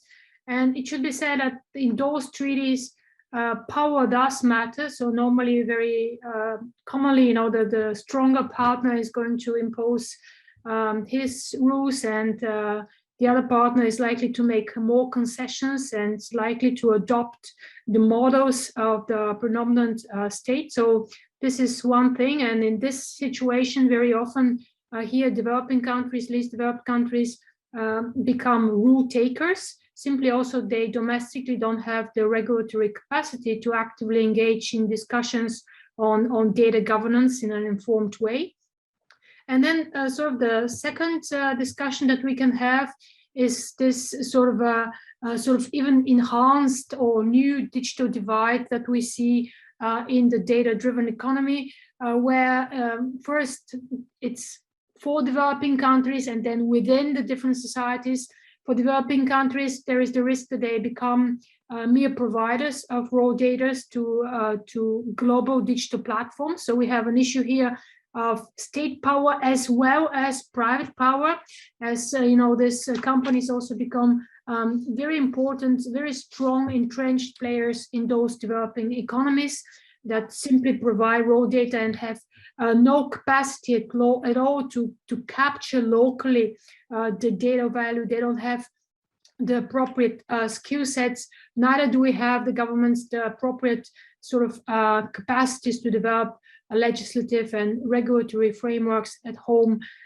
So the situation also has implications for the local societies. It leads to marginalization of women, of small and medium enterprises.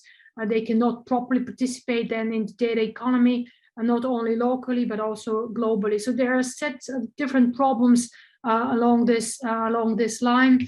The initiatives that we have so far at the international level, in particular on the UNCTAD, to address those, and coming also from NGOs and companies, are still very fragmented. So there is really a stark need to do something to address this needs, these problems, and maybe multi-stakeholders should be more mobilized in this sense to make sure that there is more local value creation and less sort of this marginalization of different communities, be it women or certain minorities. But it's a huge topic. I just barely just brushed upon some of the issues.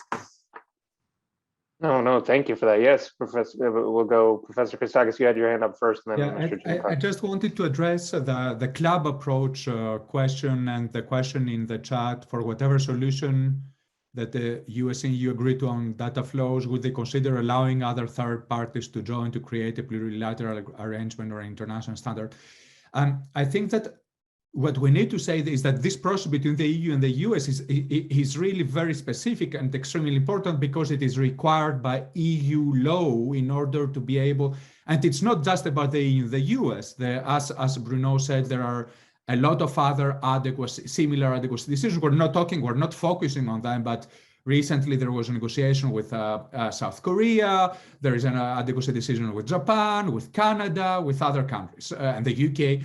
So we're focusing on this, but in relation to this kind of bilateral process, which is absolutely required by EU law in order to be able to transfer data with all the necessary safeguards, we're doing this, we have a multiplication. So it's not about the club approach, it's about bilateral process with all countries which are relevant. We can hardly imagine how the EU will do this with China, an adequacy decision, and we can understand why. So it's not something about something which is exclusive, it's a very particular instrument which is really required a bilateral negotiation, cannot be done in another way.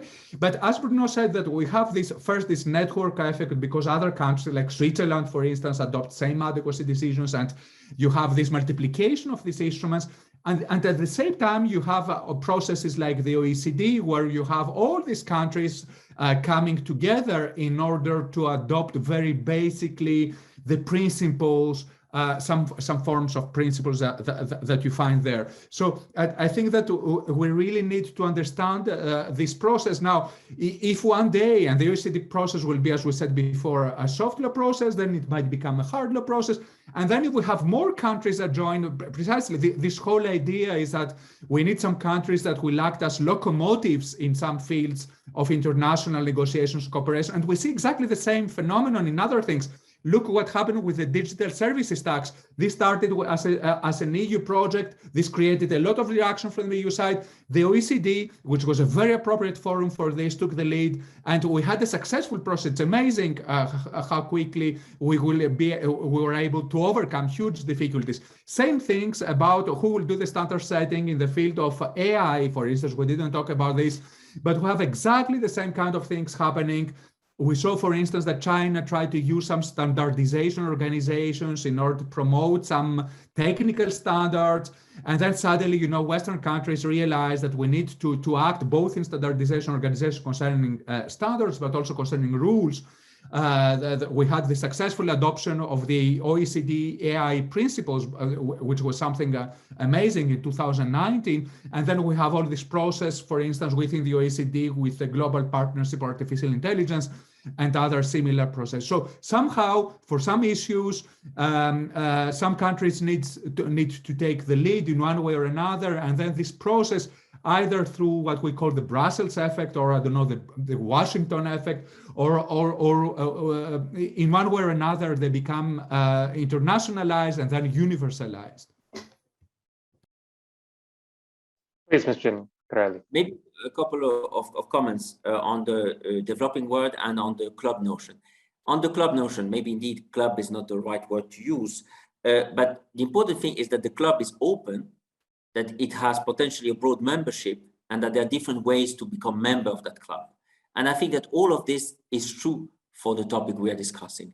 The club is open and has potentially broad membership because differently that, once again, I hear a lot about fragmentation, but if we compare it to many other areas, regulatory areas, this is an area where we truly see more convergence in the approaches, but by very different countries and very different actors. And that allows the type of virtuous, if you want, process between having privacy safeguards, enshrining your legislation, and in that way enabling data flows. And we see this reflected. Convention 108 was mentioned. This is the Convention on Data Protection. It's the only actually international treaty existing in this area, which was originally a purely European product by the Council of Europe. That's a different institution than the European Union. It's an institution that covers, if you want, the whole European continent. And it has become increasingly an international instrument with membership from Latin America, from Africa, from observers from the Asia Pacific world. So I think that's interesting also to mention. And then different ways to become a member of that club. When I was mentioning the multiplier or the network effect, we see it, of course, through adequacy, which indeed are unilateral decisions, but that can be sort of multilateralized or plurilateralized. But we see it now with other instruments. I mentioned model clauses. The number one instrument to export data from the EU are those standard contractual clauses, those model clauses that as the Commission, we adopt and that companies can put in their contract, and that ensure that they comply with data protection requirements. We've seen that jurisdictions around the world are adopting such model clauses, single jurisdictions such as New Zealand recently, but also, as I mentioned, ASEAN. That allows us to work not only with one country, but with a regional bloc, if you want, in developing common transfer tools. And that facilitates, by the way, transfer of data within that region, but also between that region and the rest of the world. And that's why we think that these are very interesting avenues to explore. On the developing world, I hear and I agree with everything what I said, but let's also maybe recall two important aspects. First, privacy. For a long time, we have heard that data protection and privacy is a sort of, second, third generation right, a deluxe, something for the West, if that word has any meaning. Well, what we see is that privacy is increasingly recognized, including in developing countries, as a key element of human dignity. Without having a private sphere, you can, as a humankind, you cannot develop your own ideas, test your own ideas, develop your personality. It's very interesting that it's the Supreme Court of India that said that a few years ago, when the Indian government was actually arguing before that Supreme Court that privacy was not a human right, that's something reserved to, as I said, a sort of deluxe right reserved to rich societies. That's on the importance of privacy, but also on the importance of data flows. There are the risks, and I agree, there are those risks mentioned by Professor Burri, but we also see a number of actors in the developing world that, because they are a sub-processing center or because they are attracting investment in their digital economy, are adopting data protection rules because it is part of, it is a key element of an environment that offers trust and security as regards the processing of data, and that in turn can attract investment. And we see important players such as, for instance, Kenya or Ghana to mention the African continent. So again, this is a much broader discussion than a discussion limited to the Northern Hemisphere and limited to the transatlantic dimension. Mr. Carlson, anything to add, or take it? Yeah, let me go. Thank you. And let me go back to something you had asked earlier, and that I think Professor Burri addressed too, and that is, we're talking about data here, and how can we, make sure that there's more inclusivity. One specific idea would be, and I don't know if this gets enshrined in some document or not, but one idea would be to ensure access to government data. I feel like we do that a pretty good job in the U.S. Most of the agencies that I deal with, have posted everything online, and you can get access to a trove of information, whether it be weather data or traffic data, et cetera, and that's free and open for everybody to use. On the broader question of inclusivity, this is something we give a lot of thought to in Ericsson. There are really 3 dimensions, availability of networks and connectivity, and the other key one being affordability. How affordable are these networks, and then a third piece, which I think Professor Burry captured, however you want to call it. In her case, she was talking about ensuring that we protect against marginalization. I think that you see that theme a lot here in the U.S. when you hear particularly what Chairwoman Rosenworcel at the FCC talks about in terms of bridging the homework gap. In large part, it comes down to educating people and doing what you can to make sure that that society has not only the ability and the accessibility of networks, but also the needed, however you want to say it, education or doing what you can to ensure against marginalization of communities, to make use of the data flows that we're talking about here today, to make use of them. So we see it as really a problem in its 3 dimensions. And like I said, just briefly, I think that one thing you can help with in terms of marginalization is making sure that communities do have access to data. And I think government data is a good place to start. Incredibly helpful.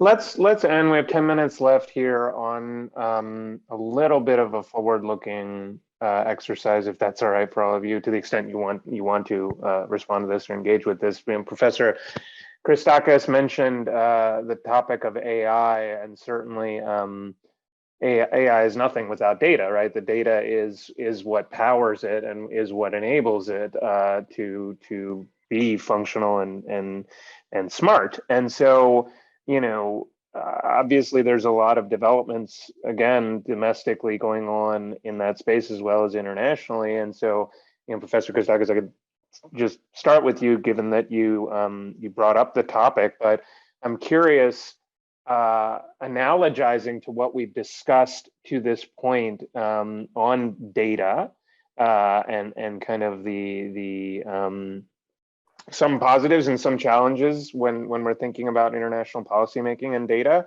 Where do you see the international policymaking regime vis-a-vis AI? Do you see it kind of tracking with what's happened in the data ecosystem? Are there differences that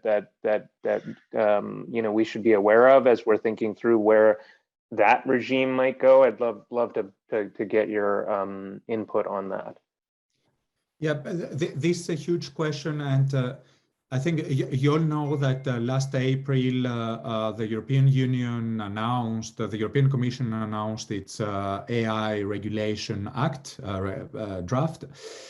And it's interesting because immediately after the announcement, Eric Schmidt, not in his quality of former Google CEO, but in his personal quality, but while being chair of the US National Security Commission on AI, he said that the EU is doing a huge mistake. This will be very harmful for Europe. It would be a big setback, etc. While at the EU, there are a lot of people in the Commission and elsewhere who are dreaming that this will be the next GDPR. The GDPR has been adopted in one way or another. There was a lot of copy-paste in domestic laws. I said, Bruno, more than 20 countries have, even in the US, the big fortress, although there is no federal privacy law, we have laws in California and elsewhere.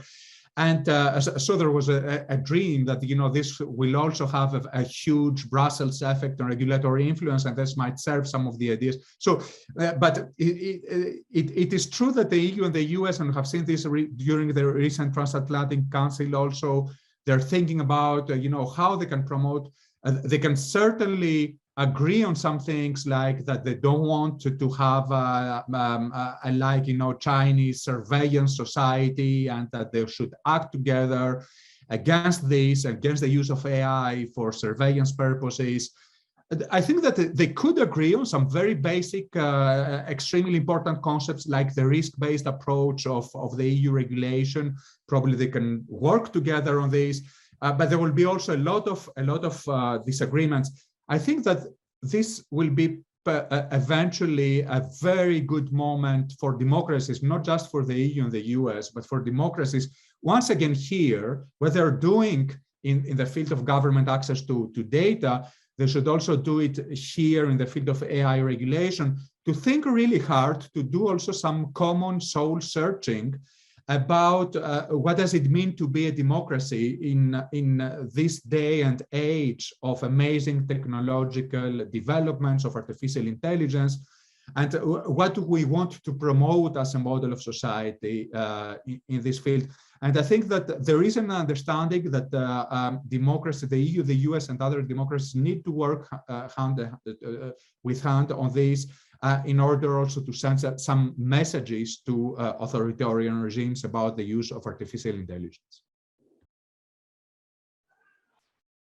Would any others like to chime in on this forward-looking? Is this the next phase of our discussion around data? If we get kind of data protection agreements in place, does that put us in position for AI agreements, or is this a separate and perhaps different challenging area? Professor Burry, I see you come off mute. I don't know if you want to kind of chime in on this. I just want to completely agree with Theodore, with Professor Christakis, that we are going to see yet again sort of this contested regulatory space, and the EU it's not shy of moving ahead, having this sort of legal entrepreneurship approach, regulating this technology, although we can still also count it as sort of an emergent technology. But it is important that the approach is somewhat different than to data protection.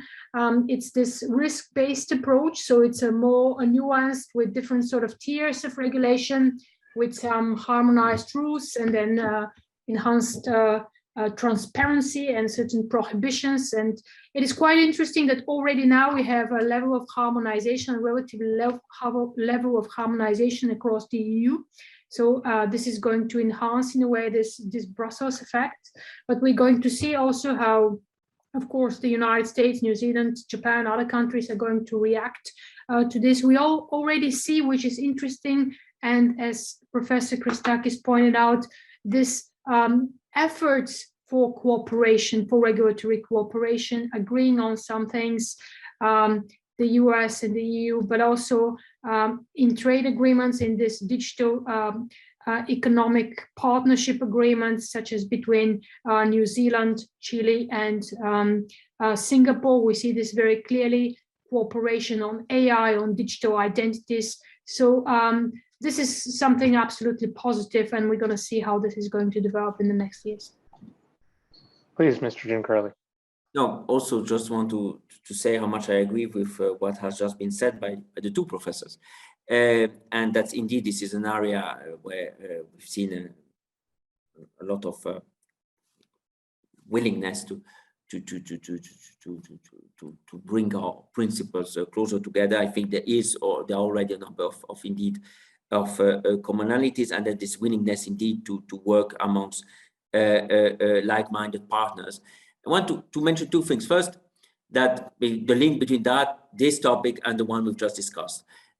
First, that a number of data protection principles are very useful in the AI context and have been recognized both by the OECD and in the bilateral discussions with the US. I'm thinking about transparency, explainability, challengeability. Those are principles. And there maybe I don't fully agree with Professor Burry. The risk-based approach is actually one of the principles on which the GDPR is based, and which has sort of indicated a shift from the previous data protection framework we had. So that there are interesting links and synergies. And the second thing is data flows. It's interesting to note that one of the main initiatives which is shaping today global conversation on data flows, which is the Data Free Flow with Trust initiative, has not been launched by the EU, has been launched with Japan. And why did Japan launch this initiative? Thinking about AI to be developed, to be tested, to be improved, needs data flows and needs the building or the development of those data pools, oceans, seas. And the underlying objective and principle of that Japanese initiative, launched by Prime Minister Abe, the previous Prime Minister, was what a very ambitious digital agenda was. We need to be competitive on AI, and for that we need data flows. But we want for AI users data to be shared between like-minded countries. So we need to agree on a set of basic principles. And probably Prime Minister Abe and Japan was very much insisting on this, because indeed on their doorstep, they have a very different model. And there, I would say, a very different club. So that's where also what we discussed today is very relevant in the AI context, and we will see, and that's why probably we will also see the international conversation developing more intensively that it has done in the previous years. Well, Mr. Carlson, only 1 minute left. I would love to bring you in on this. Right. Thanks. One last remark here. So, building on what Mr. Giancarlo said, you talked about the data protection principles to regulation, having some similarities to data privacy, and I totally agree. But I would go beyond that and say that if the goal here, I think the goals are the same. That I think that the goal is to build trust in AI, that we know that as a society, whether in the U.S. or the EU or potentially around the world, that AI is lawful and ethical and robust, and that we've got standards, standard-based ethics frameworks around the use of AI, and we do see that the new EU proposal for regulation does have the potential for creating sort of a new global model for the governance of AI, just as in the case of privacy and GDPR. So with that, I see we're out of time. No, thank you all for incredibly informative. Like I said, very conversational. Not just one person talks about their own set of talking points and doesn't engage with what everybody else is saying. I think it was really robust. Thank you to the audience for chiming in. Anupam, I hope we gave you your next conference on AI that you can bring us all back to discuss. And then I want to end on, as Mr. Giancarlo used the term, or I guess I said the term optimistic realism. I think that Ambassador Tai in her opening remarks talked about her history using digital technology, and I think that was in part to indicate that this is not, while the kind of acceleration of this is novel and the pervasiveness is novel, it's not that novel in the sense that we've been engaging with this technology for some time, and I'll make it perhaps even more stark. It's been 150 years since the transatlantic cables were laid and communications were sent between the US and Europe and eventually broaden. And so my hope is that that history with international communications gives us the ability to take on some of these incredibly challenging problems as we move into some of these exciting new spaces. So I'll turn it back. Thank you again, Professor Chander, to Hilary Brill, to all the others who at Georgetown who organized this, and to our panelists. Thank you so much. Thank you. Bye-bye. Thank you.